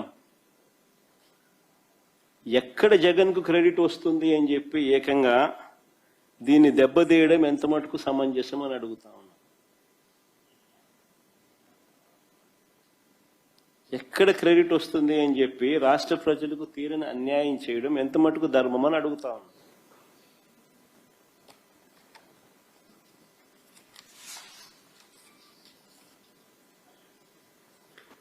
ఇక్కడ సరిపడా మెడికల్ సీట్లు లేక తమ పిల్లలను డాక్టర్లుగా చూడాలనుకుంటూ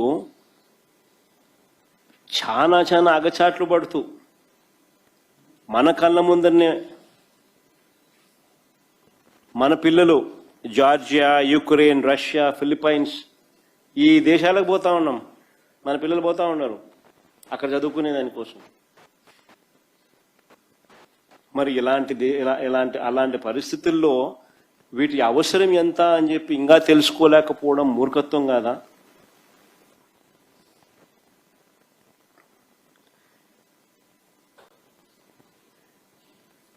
ఆలోచన మాది, ఆచరణ మాది, భూముల సేకరణ మాది, నిధుల సమీకరణ మాది, అన్నీ రెడీ.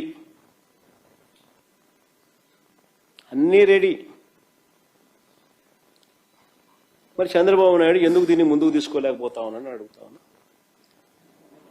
మేము వచ్చే నాటికే దాదాపుగా 3000 కోట్ల పనులు జరిగినాయి. మేము దిగిపోయే నాటికే దాదాపుగా 3000 కోట్ల పనులు జరిగాయి. మిగిలిన 5000 కోట్ల పనులకు కూడా నాబార్డ్ శాంక్షన్స్ వచ్చినాయి. Central government special assistance for capital expenditure వచ్చింది. Centrally sponsored scheme for the establishment of new medical colleges కింద కూడా ఫండ్స్ శాంక్షన్ అయినాయి. మరి substantial portion of the funds ఈ 5000 కోట్లలో కూడా టైఅప్ అయినాయి.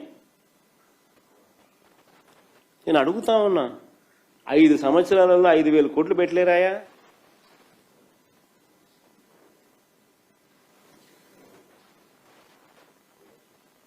కొన్ని లక్షల మందికి మేలు జరిగే ఎస్టాబ్లిష్మెంట్స్, ప్రతి జిల్లాలోనూ ఒక సూపర్ స్పెషాలిటీ హాస్పిటల్.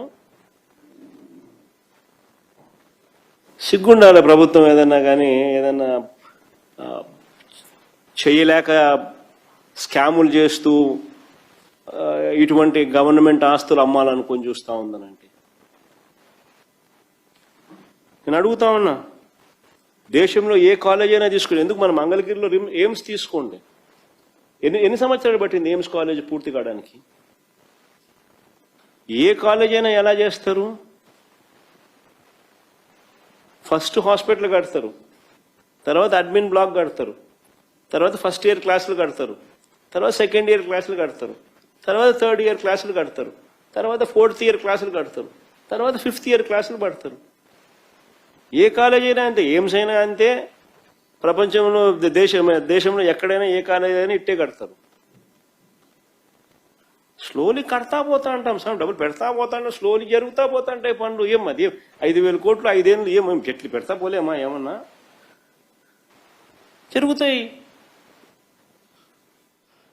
మంగళగిరిలో ఎయిమ్స్ ఎన్ని సంవత్సరాలు పట్టింది? మొన్న ఏదో నెట్లో ఏదో చూస్తా అంటే 9 ఏళ్ళు పట్టింది, ఏదో రాస్తున్నారు.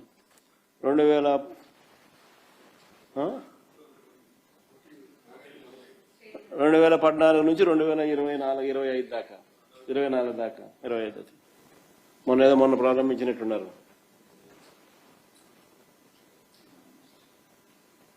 దాదాపు 9 ఏళ్ళు పట్టింది ఎయిమ్స్. మరి ఏమైంది మరి ఎందుకు ఇవన్నీ కంటి ముందర కనిపిస్తా ఉన్నప్పుడు ఎందుకు స్కాములు చేస్తూ అమ్ముతా ఉన్నారు? మరి అలాంటప్పుడు 5,000 కోట్లు 5 ఏళ్లలో పెట్టలేమా అని అడుగుతా ఉన్నా. అందులోనూ కూడా సబ్స్టాన్షియల్ ఫండ్స్ ఆల్రెడీ టైఅప్ కూడా అయినాయి. నాబార్డ్ ద్వారా అయితేనేమి, central government special assistance for capital expenditure ద్వారా అయితేనేమి, centrally sponsored scheme for establishment of new medical colleges ద్వారా అయితేనేమి. ప్రస్తుతం ఈ కాలేజీల్లో భూముల విలువ పెరిగింది, బిల్డింగుల విలువ పెరిగింది. భవిష్యత్తులో ఈ 17 మెడికల్ కాలేజీలు వాల్యూ, భవిష్యత్తులో ఈ 17 మెడికల్ కాలేజీల వాల్యూ 1,00,000 కోట్లు దాటుతుంది. కొన్ని కోట్ల ప్రాణాలు కాపాడబడతాయి.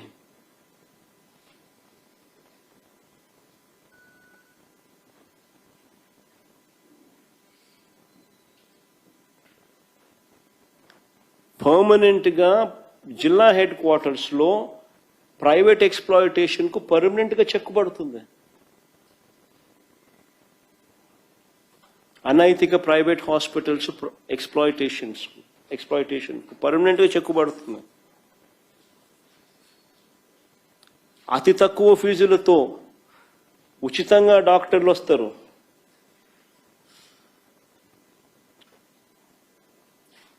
ఇన్ని బెనిఫిట్స్ కనిపిస్తా ఉన్నప్పుడు అసలు ఆ టైంలో నేదరమల్లి జనార్దన్ రెడ్డి అనే వ్యక్తి ముఖ్యమంత్రిగా he was forced and he was removed. He was removed forcibly. ఒక గవర్నమెంట్ మెడికల్ కాలేజ్ ప్రైవేటీకరణ చేయాలన్న ఒక ఆలోచన చేసినప్పుడు, లేకపోతే ఒక ప్రైవేట్ మెడికల్ కాలేజ్ ఏదో ఇవ్వాలని ట్రై చేసినప్పుడు సంథింగ్ ఏదో ఆ టైంలో నాకు సరిగ్గా గుర్తులేదు. నేను ఇంకా అంత వయసు నాది చిన్నది. ఆ టైంలో నాకు వేగ్గా గుర్తుంది. N Janardhan Reddy he was forcefully removed ముఖ్యమంత్రి స్థానం నుంచి. ఇక్కడ సిగ్గు లేదు, ఎగ్గు లేదు, భయం లేదు, ఏమి లేదు, ఏమి అసలు నథింగ్. 17 మెడికల్ కాలేజీలు 10 మెడికల్ కాలేజ్ ఇచ్చేస్తానండి. ఆయన కావలసిన వాళ్ళకు శనిక్కాయలకు బెల్లానికి అమ్మేయడానికి సిద్ధపడతా ఉన్నాడు. ఏంది ఇది నాకు అర్థం కాదమ్మా.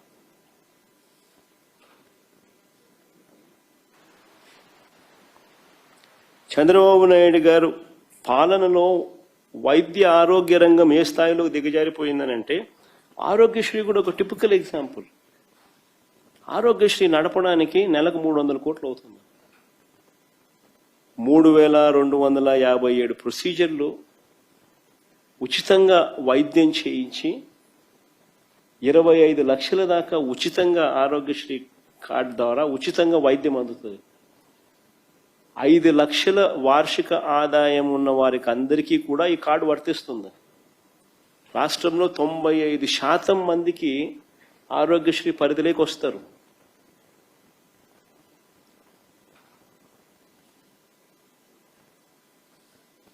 అలాంటిది ఆరోగ్యశ్రీని నడపడానికి నెలకయ్యే ఖర్చు 300 కోట్లు. 15 నెలలుగా 4,500 కోట్లు బాకీ. 15 నెలలు ఇంటూ 300, 4,500 కోట్లకు గాను ఈయన ఇచ్చింది 600 కోట్లు. మిగిలిన 4,000 కోట్లు ఎగ్గొట్టినాడు. నెట్వర్క్ హాస్పిటల్స్కి డబ్బులు అందక వాళ్ళు బోర్డు తిప్పేసినారు.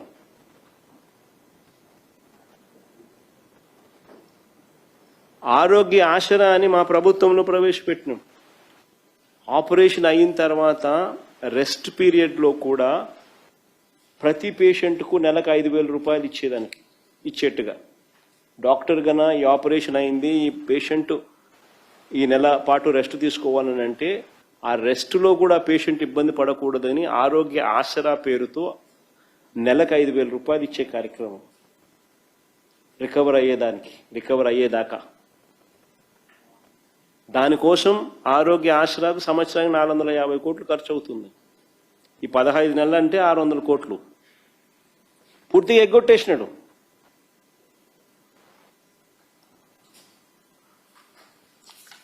మళ్ళీ ఈ పెద్ద మనిషి మనం ఆరోగ్యశ్రీ కార్డు చూపించుకోసారి మనం ఇది మా హయాంలో వైఎస్ఆర్సీపీ హయాంలో ఇచ్చిన ఆరోగ్యశ్రీ కార్డులు with QR code, smart cards. వైద్యం ఖర్చు 25 లక్షల వరకు ఆరోగ్యశ్రీ వర్తింపు. This were the cards given to 95% of the జనాభాకి ఇచ్చిన కార్డ్స్ ఇవి.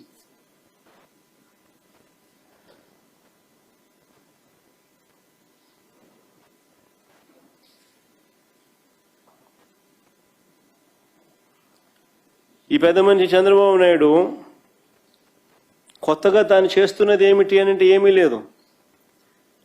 మోసానికి ముందు డ్రామాలు తప్ప. ఇప్పుడు కొత్తగా ఏమంటున్నాడు, ఇన్సూరెన్స్ పథకం అంట. నిజంగా డ్రామాలలో మోసానికి ముందు డ్రామాలు అంటే ఇవి. ఇప్పుడు కొత్తగా మళ్ళీ ఇన్సూరెన్స్ పథకం అంట. ఆ ఇన్సూరెన్స్ పథకం ఎంతకంటే 2.5 లక్షలకి అంట. 25 లక్షలు కాస్త 2.5 లక్షలకు తగ్గించేసినాడు.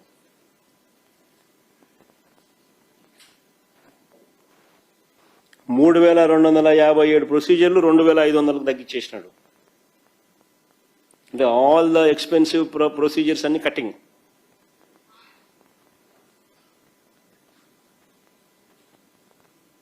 క్యాన్సర్ ఇటువంటి ఎక్స్పెన్సివ్ ప్రొసీజర్స్ అన్ని కటింగ్.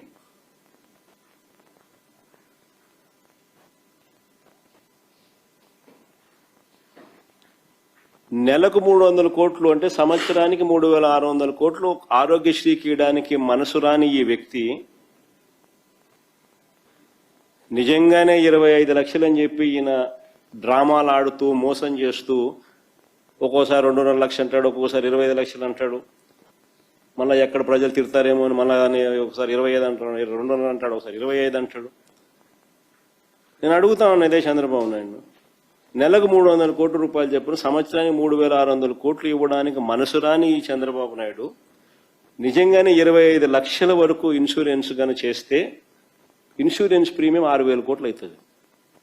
5-6 వేల కోట్లు అవుతుంది ఇన్సూరెన్స్ ప్రీమియం. ఇస్తాడా? మరి ఎవరికి మోసం ఇదంతా? మళ్ళీ మోసమే కదా దీని అర్థం.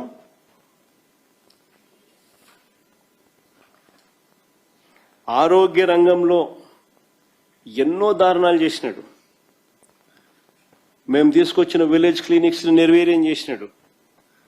ఫ్యామిలీ డాక్టర్ కాన్సెప్ట్, ప్రివెంటివ్ కేర్లో ఎప్పుడు చూడని ఘటం మా హయాంలో.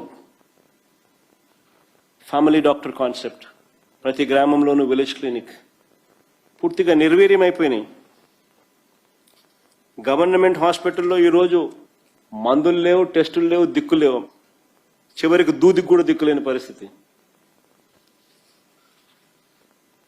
ఆరోగ్యశ్రీ లేదు, ఆరోగ్య ఆసరా లేదు. మిగిలిపోయిన నాడు నేడు పనులు పూర్తిగా ఆగిపోయాయి. మా హయాంలో నాడు నేడు కింద మోడర్నైజేషన్ ఆఫ్ హాస్పిటల్స్ ముమ్మరంగా జరుగుతున్నాయి. వర్క్స్ పూర్తిగా ఆగిపోయాయి.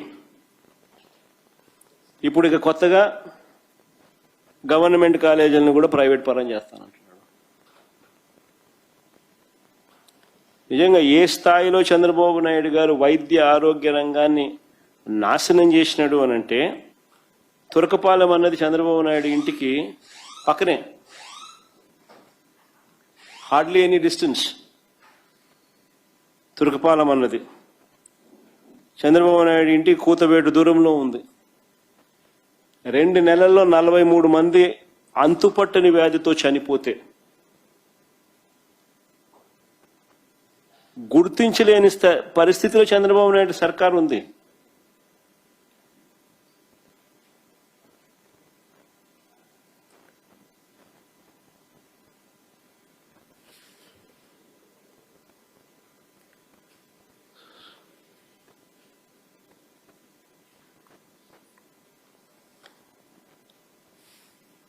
నిజంగా మా హయాంలో మేము చేసింది ఎక్కువ, చెప్పుకునేది తక్కువ. మా చేతకాల, మా వాళ్ళకు కూడా తప్పు ఉంది. చేసింది ఎక్కువ, చెప్పుకునేది తక్కువ. ఒకసారి అవి కూడా చూపించమా, అసలు ఏం చేసినామని ఒకసారి అవి కూడా ప్లే చేయొచ్చు ఒకసారి. మెడికల్ కాలేజీలు కాక ఇవన్నీ మేము చేసినవి. మెడికల్ కాలేజీలు కాక పలాసలో కిడ్నీ రీసెర్చ్ సెంటర్, శ్రీకాకుళంలో కిడ్నీ వ్యాధిగ్రస్తులకు పర్మనెంట్ సొల్యూషన్ చూపించినాం. Kidney research center in Palasa, దాదాపు 100 కోట్ల project.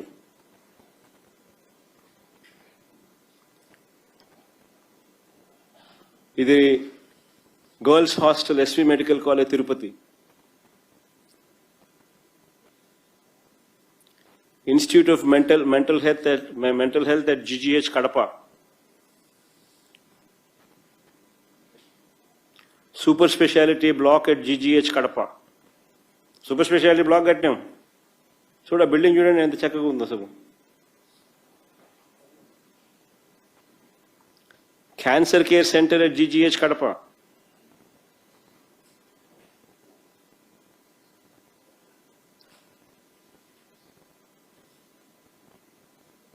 RIMS GGH Kadapa under graduate సీట్స్ను పెంచడం.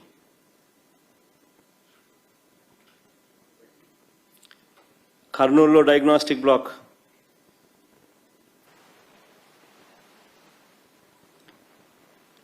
UG PG girls hostel Kurnool, trauma care block cath lab GGH Kakinada,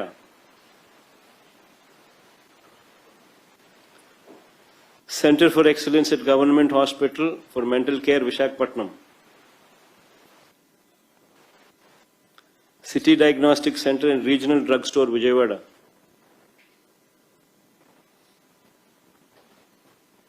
PG men's hostel SV medical college Tirupati, city diagnostic centre and regional drug store at Tirupati, burns ward Anantapur, state cancer institute Kurnool, RIMS GGH Srikakulam increase in undergraduate seats, City Diagnostic Center and Regional Drug Store Visakhapatnam,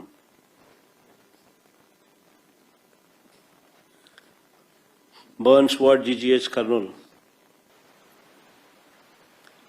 Community Health Centers. ఇవి కొన్ని మచ్చుకొని చూపిస్తా ఉన్నాం. పిహెచ్సిలు,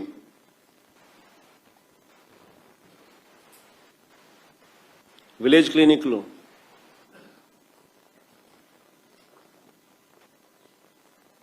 urban clinics, మచ్చుకు కొన్ని చూపించినాం.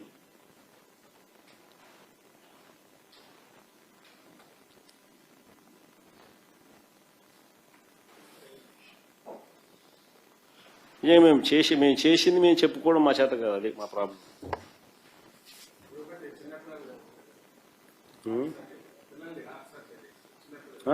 ఇంకా చాలా ఉండాలి. తిరుపతిలో child paediatric centre photos, ఇంకా ఐటీడీఏ పరిధిలో కట్టిన హాస్పిటల్స్, ఇంకా ఇవన్నీ ఇంకా చాలా రావాల. మా వాళ్ళు ఇంకా గేర్లేక ఇంకా ఇప్పటికి కూడా గేర్లేక రాలేక.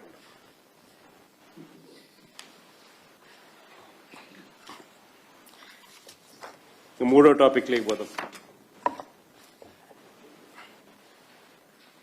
ఒకవైపు ఇంత దారుణంగా పనిచేస్తూ ఇచ్చిన హామీలన్నీ కూడా మోసం చేస్తూ ఎగ్గొడుతూ ఇంకో వైపున సూపర్ 6 సూపర్ 7 సూపర్ హిట్ అంటూ సంబరాలు అంటాడు. నిజంగా ఆశ్చర్యం నాకు. నిజంగా చంద్రబాబు నాయుడు అనే వ్యక్తి అబద్ధాలు ఆడగలిగిన తీరు చూస్తే కళ్ళార్పకుండా అబద్ధాలు ఆడగలుగుతాడు. ఏమాత్రం కూడా జంకు బొంకు ఎక్కడ ఏముండవు. కళ్ళు ఆర్పకుండా అబద్ధాలు ఆడగలిగిన వ్యక్తి ఆయన ఒకడే.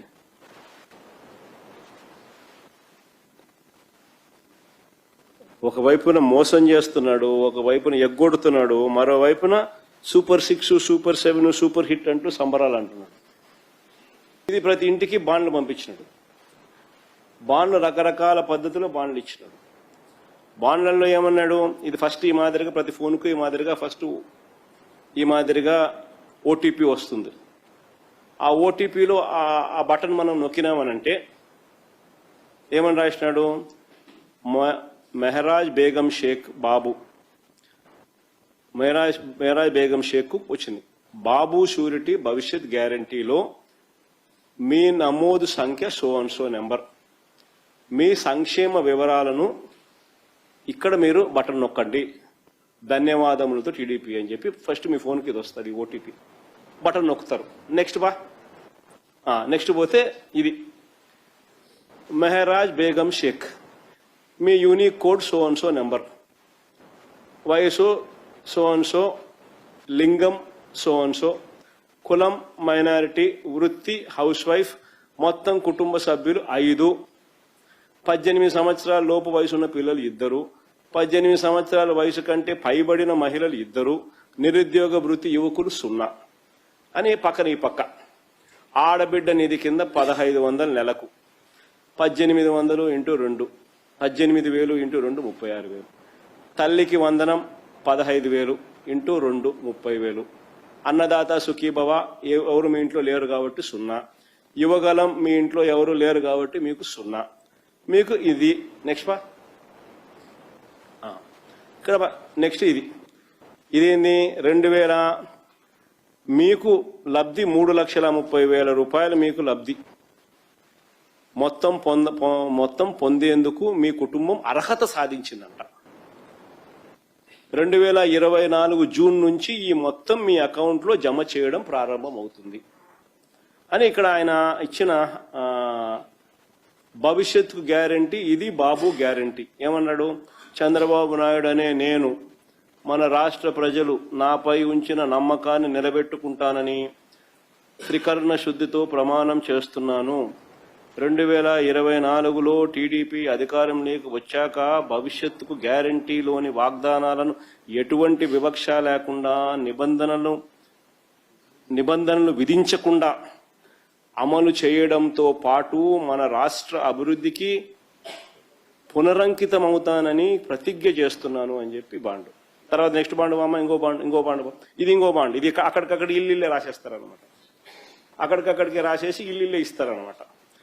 ఏంది దాంట్లో ఎప్పటి నుంచి వర్తింపు అంటే జూన్ 2024 నుంచి సినిమా ప్రారంభం కింద రాసినారు. పైన చూస్తే బాబు షూరిటీ భవిష్యత్ గ్యారంటీ. ఈ పక్క చంద్రబాబు నాయుడు గారు, ఆ పక్క పవన్ కళ్యాణ్ ఫోటో. పైన మ్యాటర్ ఏం రాసినారు అనంటే చంద్రబాబు నాయుడు, పవన్ కళ్యాణ్ అనే మేము మన రాష్ట్ర ప్రజలు ఏమని రాసినారన్నమాట, మన రాష్ట్ర ప్రజలు మా సమిష్టి నాయకత్వంపై ఉంచిన నమ్మకాన్ని నిలబెట్టుకుంటామని త్రికరణ శుద్ధితో ప్రమాణం చేస్తున్నాము. 2024లో టీడీపీ జనసేనల సంయుక్త పార్టీ అధికారంలోకి వచ్చాక మేమిద్దరము భవిష్యత్ గ్యారంటీలోని వాగ్దానాలను అమలు చేయడంతో పాటు మన రాష్ట్ర అభివృద్ధికి పురోగతికి సమన్వయంతో పరస్పర సహకారంతో సమిష్టిగా కృషి చేస్తామని ప్రతిజ్ఞ చేస్తా ఉన్నాం. ఇద్దరు బాండ్ స్వామి ఇది కిందివా దాంట్లో ఏమని రాసినాడు ఇక్కడ, యువగలం మీ ఇంట్లో 3,000, సంవత్సరానికి 36,000. అన్నదాత సుఖీభవ 20,000. పైన 18,000 ఆడబిడ్డ నిధి. ఇంకోటి తల్లికి వందనం. ప్రతి ఇంటికి పోయి ఈ మాదిరిగా మీ ఇంట్లో ఎవరున్నారు? చిన్నపిల్లలు కనపడితే నీకు 15,000, నీకు 15,000, నీకు 15,000. ఆ చిన్న పిల్లల కన్నా 2 పెద్దోళ్ళు ఎవరైనా వాళ్ళ తల్లులు కానీ వాళ్ళ చిన్నమ్మలు కానీ ఎవరైనా కనపడితే నీకు 18,000, నీకు 18,000, నీకు 18,000.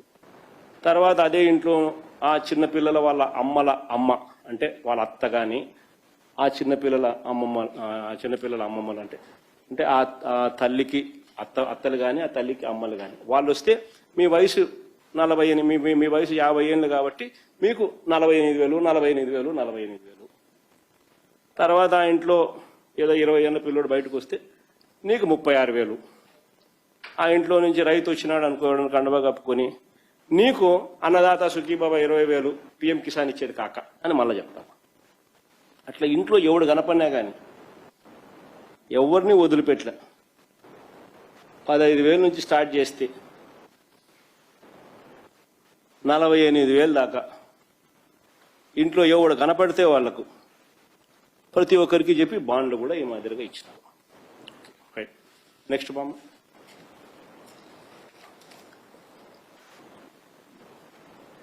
ఇప్పుడు నేను అడుగుతాను, సూపర్ 6 ప్లే చేయ ఒకసారి. ఇప్పుడు ఈ సూపర్ 6, సూపర్ 7 హామీలు ఇంకా బాండ్లు చూసినారు, అన్ని చూసినారు కదా. ఇప్పుడు నేను అడుగుతా ఉన్నా, 18 ఏళ్ళ నిండిన వయసు, 18 ఏళ్ళ నిండిన మహిళలందరికీ నెలకు 1,500, ఏడాదికి 18,000 అన్నావు. నేను చంద్రబాబు నాయుడు అడుగుతా ఉన్నా, ఇచ్చావా అని అడుగుతా ఉన్నా. సూపర్ 6, సూపర్ 7, సూపర్ హిట్ అని చెప్పి నువ్వు అనంతపురంలో ఈరోజు మీటింగ్ పెట్టి ప్రజలను మోసం చేసి అడుగులు వేస్తా ఉన్నావు. నేను అడుగుతా ఉన్నా, నువ్వు చెప్పిన హామీ, నువ్వు ఇచ్చిన హామీ, 18 ఏళ్ళు నిండిన సూపర్ 6లో హామీ, సూపర్ 7లో హామీ, 18 ఏళ్ళు నిండిన మహిళలందరికీ ప్రతి నెల 1,500 ఇస్తానన్నావు, ఏడాదికి 18,000 ఇస్తానన్నావు. ఇచ్చావా అని అడుగుతా ఉన్నా. ఇది మోసం కాదా చంద్రబాబు అని అడుగుతా ఉన్నా. రెండోది అడుగుతా ఉన్నా, నిరుద్యోగ యువతకు ఉద్యోగం లేదా నెలకు 3,000 రూపాయలు, ఏడాదికి 36,000 రూపాయలు అన్నావు.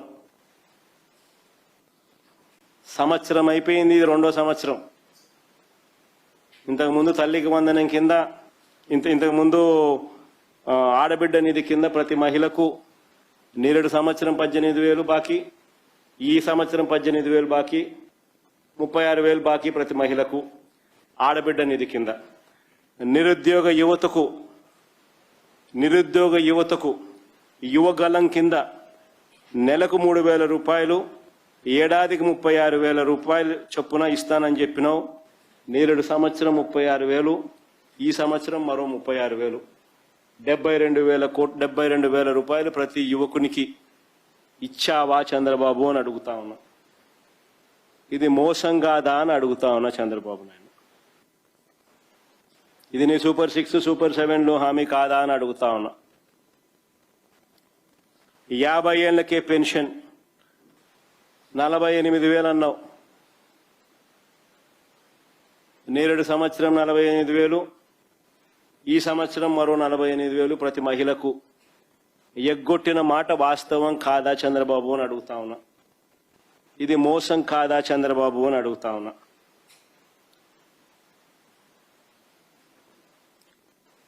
పైపెచ్చు పెన్షన్ల సంఖ్య మేము అధికారంలోకి వచ్చే నాటికి, పైపెచ్చు పెన్షన్ల సంఖ్య మేము అధికారం నుంచి దిగిపోయే నాటికి, ఎన్నికలు జరిగే నాటికి మార్చిలో చూస్తే పెన్షన్లు 66,34,742 పెన్షన్లు మా హయాంలో ఎన్నికలు జరిగే నాటికి పెన్షన్ల సంఖ్య ఉంటే, ఇప్పుడు ఈ సెప్టెంబర్లో మీరు ఇచ్చిన పెన్షన్లు 61,92,867. అంటే దాదాపుగా 5 లక్షల మందికి మీరు కోత ఉన్న పెన్షన్లు పీకిన మాట వాస్తవం అవునా కాదా చంద్రబాబు? ఇది మోసం కాదా చంద్రబాబు అని అడుగుతా ఉన్నాం.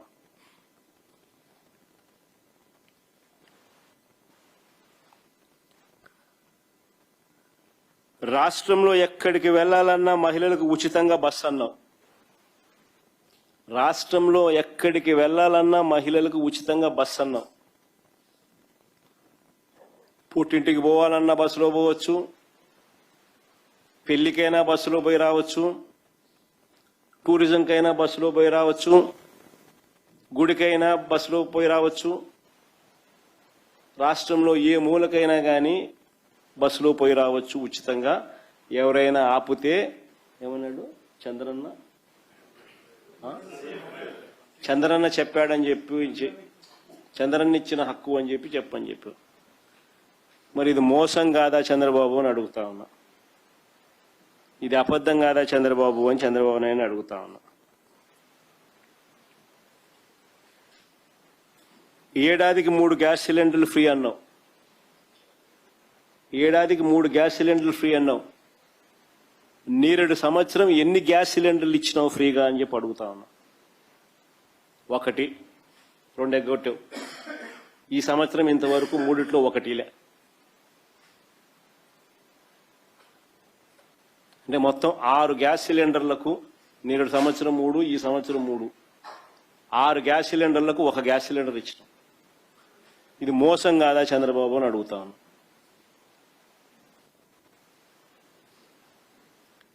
పిఎం కిసాన్ కింద ఇచ్చేది కాకుండా రైతులకు పెట్టుబడి సహాయం కింద అన్నదాత సుఖీభవ పేరుతో 20,000 అన్నావు. నేరేడు సంవత్సరం 20,000, ఈ సంవత్సరం 20,000, 40,000కు గాను నువ్వు ఇచ్చింది కేవలం 5,000 రూపాయలు. మరి ఇది మోసం కాదా చంద్రబాబు అని అడుగుతా ఉన్నా.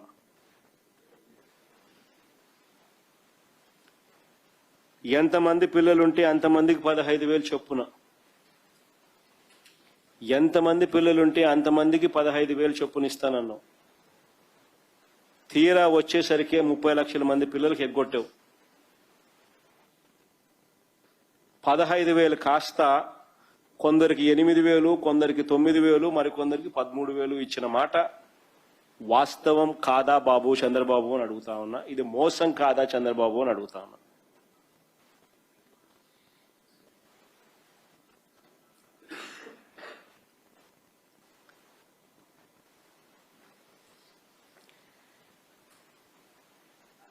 చంద్రబాబు నాయుడు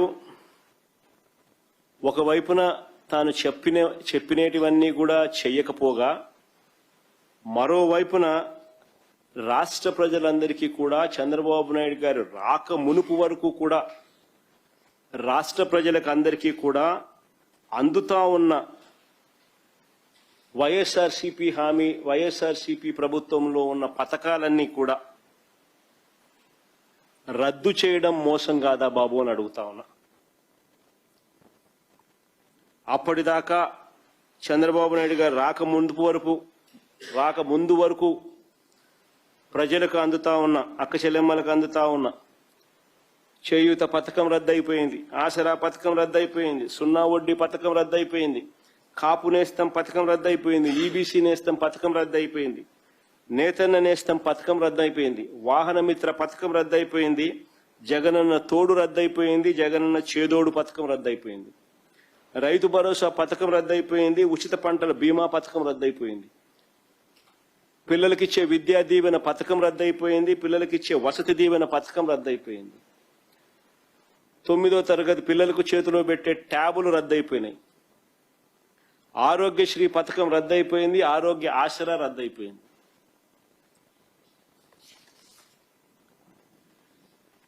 ఇలాంటి పథకాలు ఇంకా ఎన్నో రద్దు చేసావు చంద్రబాబు.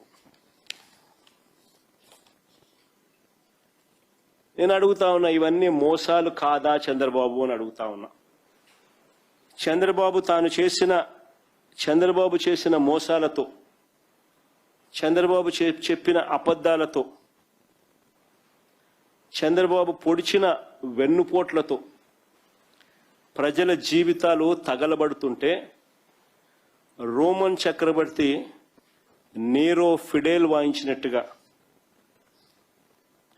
ఈరోజు ప్రజల జీవితాలు తగలబడతా ఉంటే, చంద్రబాబు నాయుడు సూపర్ 6, సూపర్ 7 పేరిట బలవంతపు సంబరాలు చేయిస్తా ఉన్నాడు. ఇది రాష్ట్రంలో పరిస్థితి.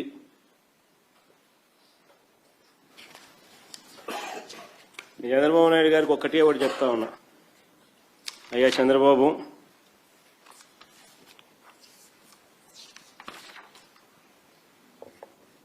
పదహైదు నెలలు అయిపోయింది నువ్వు అధికారంలోకి వచ్చి. ఈ 15 నెలల్లో నువ్వు చేసిన అప్పు దాదాపుగా 2 లక్షల కోట్లు. ఎవరి జోబీలోకి డబ్బులు పోతా ఉన్నాయని అడుగుతా ఉన్నా. రాష్ట్ర చరిత్రలో ఇదొక కని విని ఎరగని అధ్యయనం. ఒక్కసారి ఈ షీట్ చూస్తే రాష్ట్రం పుట్టినప్పటి నుంచి చంద్రబాబు నాయుడు గారు ఇప్పటి వరకు చేసిన రాష్ట్ర అప్పుల పరిస్థితి ఏమిటి అని చెప్పి ఈ స్లైడ్లో కనిపిస్తుంది.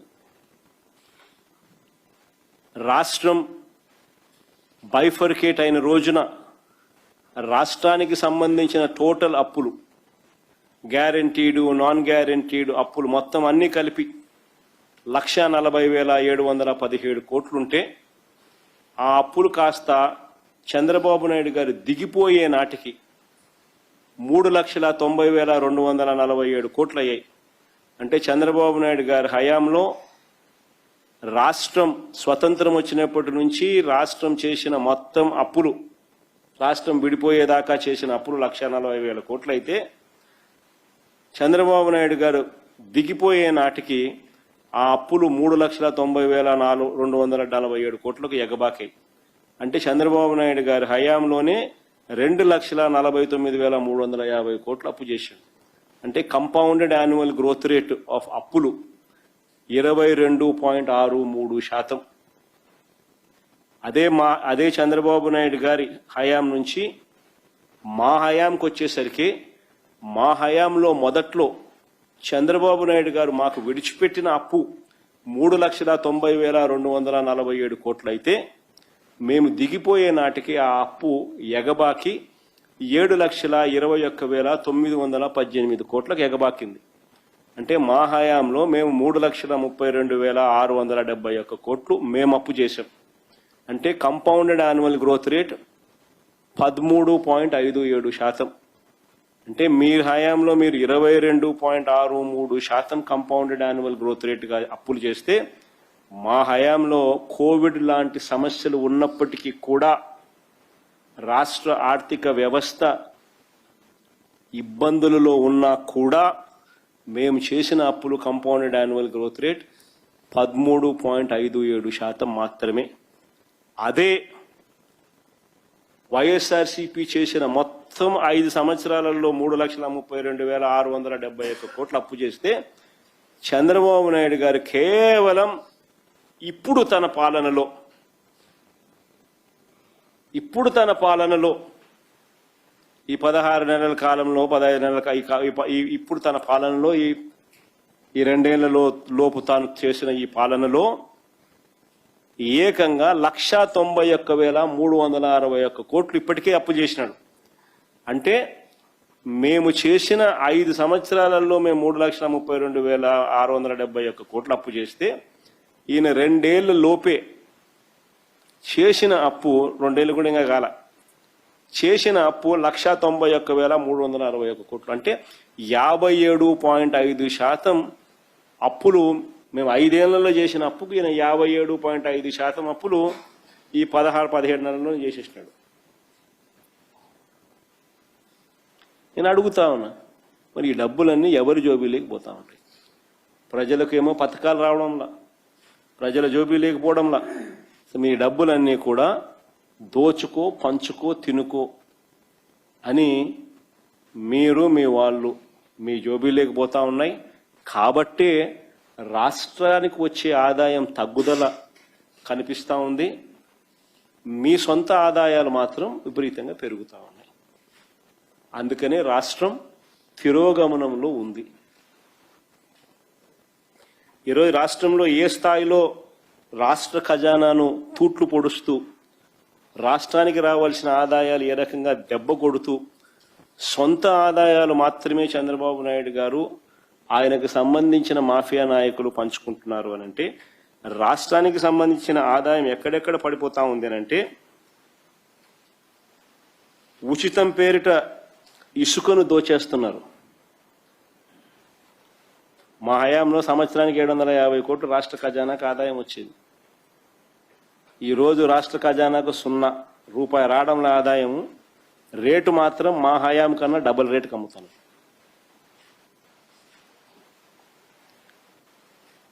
మట్టిని దోచేస్తున్నారు. లిక్కర్ మాఫియా రాష్ట్ర వ్యాప్తంగా కంటికి కనిపిస్తా ఉన్నట్టుగా నడిపిస్తా ఉన్నారు. ప్రతి గ్రామంలోనూ బెల్ట్ షాపులు కనిపిస్తా ఉన్నాయి. అవన్నీ ఇల్లీగల్ బెల్ట్ షాపులు. ఎక్కడైనా కూడా ఆ బెల్ట్ షాపులలో ఎంఆర్పి కన్నా ఎక్కువ రేటుకి అమ్ముతున్నారు. ఇల్లీగల్ పర్మిట్ రూములు నడుపుతున్నారు. అక్కడ ఎంఆర్పి కన్నా ఎక్కువ రేటుకి అమ్ముతున్నారు. కళ్ళ ఎదుటే కనిపిస్తూ ఉన్నాయి. రాష్ట్రానికి రావాల్సిన ఆదాయం తగ్గుతోంది, మీకు మీ మాఫియాకు ఆదాయం పెరుగుతోంది. సిలికా, క్వాడ్స్, లాటరైట్ అన్నీ దోచేస్తూ ఉన్నారు. రాష్ట్రానికి రావాల్సిన ఆదాయం తగ్గుతూ ఉంది, మీరు మీ ముఠా మీ మాఫియా ఆదాయాలు మాత్రం పెరుగుతూ ఉంది. అమరావతి పేరు మీద నిర్మాణాలు స్క్వేర్ ఫుట్ 10,000. బెంగళూరు, హైదరాబాద్, చెన్నై లాంటి ప్లేసుల్లో కూడా 4,500 రూపాయలు కడితే 5 స్టార్ లాబీతో బ్రహ్మాండమైన 5 స్టార్ ఫ్లాట్ కట్టచ్చు. 5 స్టార్ ఫ్లాట్ దొరుకుతుంది. స్క్వేర్ ఫీట్కి 4,500 కన్స్ట్రక్షన్ కాస్ట్. ఈరోజు నువ్వు అమరావతిలోని కాస్ట్ ఆఫ్ కన్స్ట్రక్షన్ స్క్వేర్ ఫీట్కి 10,000. లెఫ్ట్ రైట్ సెంటర్ దోచేస్తా ఉన్నారు. రాష్ట్రానికి సంబంధించిన ఆదాయాలు తగ్గుతూ ఉన్నాయి, నీకు నీ మాఫియాకు ఆదాయాలు పెరుగుతూ ఉన్నాయి. శనిక్కాయలకు బెల్లానికి ఇష్టం వచ్చినట్టుగా ఓ రోజు లూలు అంటావు, ఓ రోజు ఉల్లు అంటావు, ఓ రోజు ఉరుసా అంటావు, ఇంకో రోజు బర్సా అంటావు. నీ ఇష్టం వచ్చినోనికి నీ ఇష్టం వచ్చినట్టుగా భూములు పంచిపెడతా ఉన్నావు. శనిక్కాయలకు బెల్లానికి రాష్ట్రానికి రావాల్సిన ఆదాయం తగ్గుతూ ఉంది, మీ సొంత ఆదాయము మీకు సంబంధించిన మాఫియా ఆదాయం పెరుగుతూ ఉంది. ఇలా ఎక్కడ చూసినా కూడా రాష్ట్రంలో దోపిడీయే కనిపిస్తూ ఉంది. చివరికి ఇంకా దోపిడీకి పరాకాష్ట ఏమిటి అని అంటే, ఈ 17 మెడికల్ కాలేజీలను కూడా స్కాములు చేస్తూ అమ్మేయడం. ఇది క్లైమాక్స్, హైట్ ఆఫ్ కరప్షన్ అంటే ఇదే.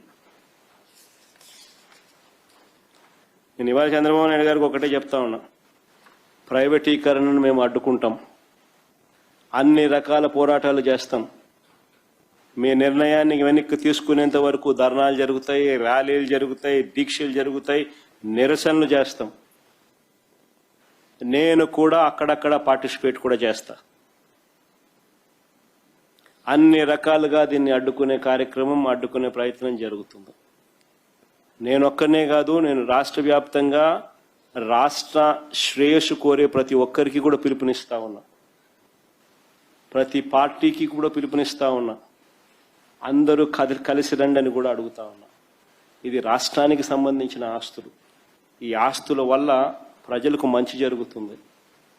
ఈ ఆస్తుల వల్ల ప్రజలకు జరిగే శాశ్వత మంచిని చంద్రబాబు నాయుడు తీసేసే ప్రయత్నం చేస్తా ఉన్నాడు. దీన్ని అడ్డుకునే కార్యక్రమంలో ప్రతి ఒక్కరూ కూడా ముందుకు రావాలని కోరుతా ఉన్నాం. అందరం కలిసికట్టుగా దీన్ని వ్యతిరేకించే కార్యక్రమం ఖచ్చితంగా చేస్తాం. ఇన్ని చేసినా కూడా పొరపాటున మీరు బరి తెగిస్తే మాత్రం ఒకటే ఒకటి చెప్తా ఉన్నా, ఎవరైనా టెండర్లలో పార్టిసిపేట్ చేయండి, ఎవడైనా రాండి, కానీ ప్రతి ఒక్కరికి వార్నింగ్ ఇస్తాను. రేపు పొద్దున మేము వచ్చిన తర్వాత రద్దు చేస్తాం, మళ్ళీ వెనక్కి తీసుకుంటాం. ఇది మాత్రం ఖచ్చితంగా అందరూ గుర్తుపెట్టుకోమని చెప్తాను.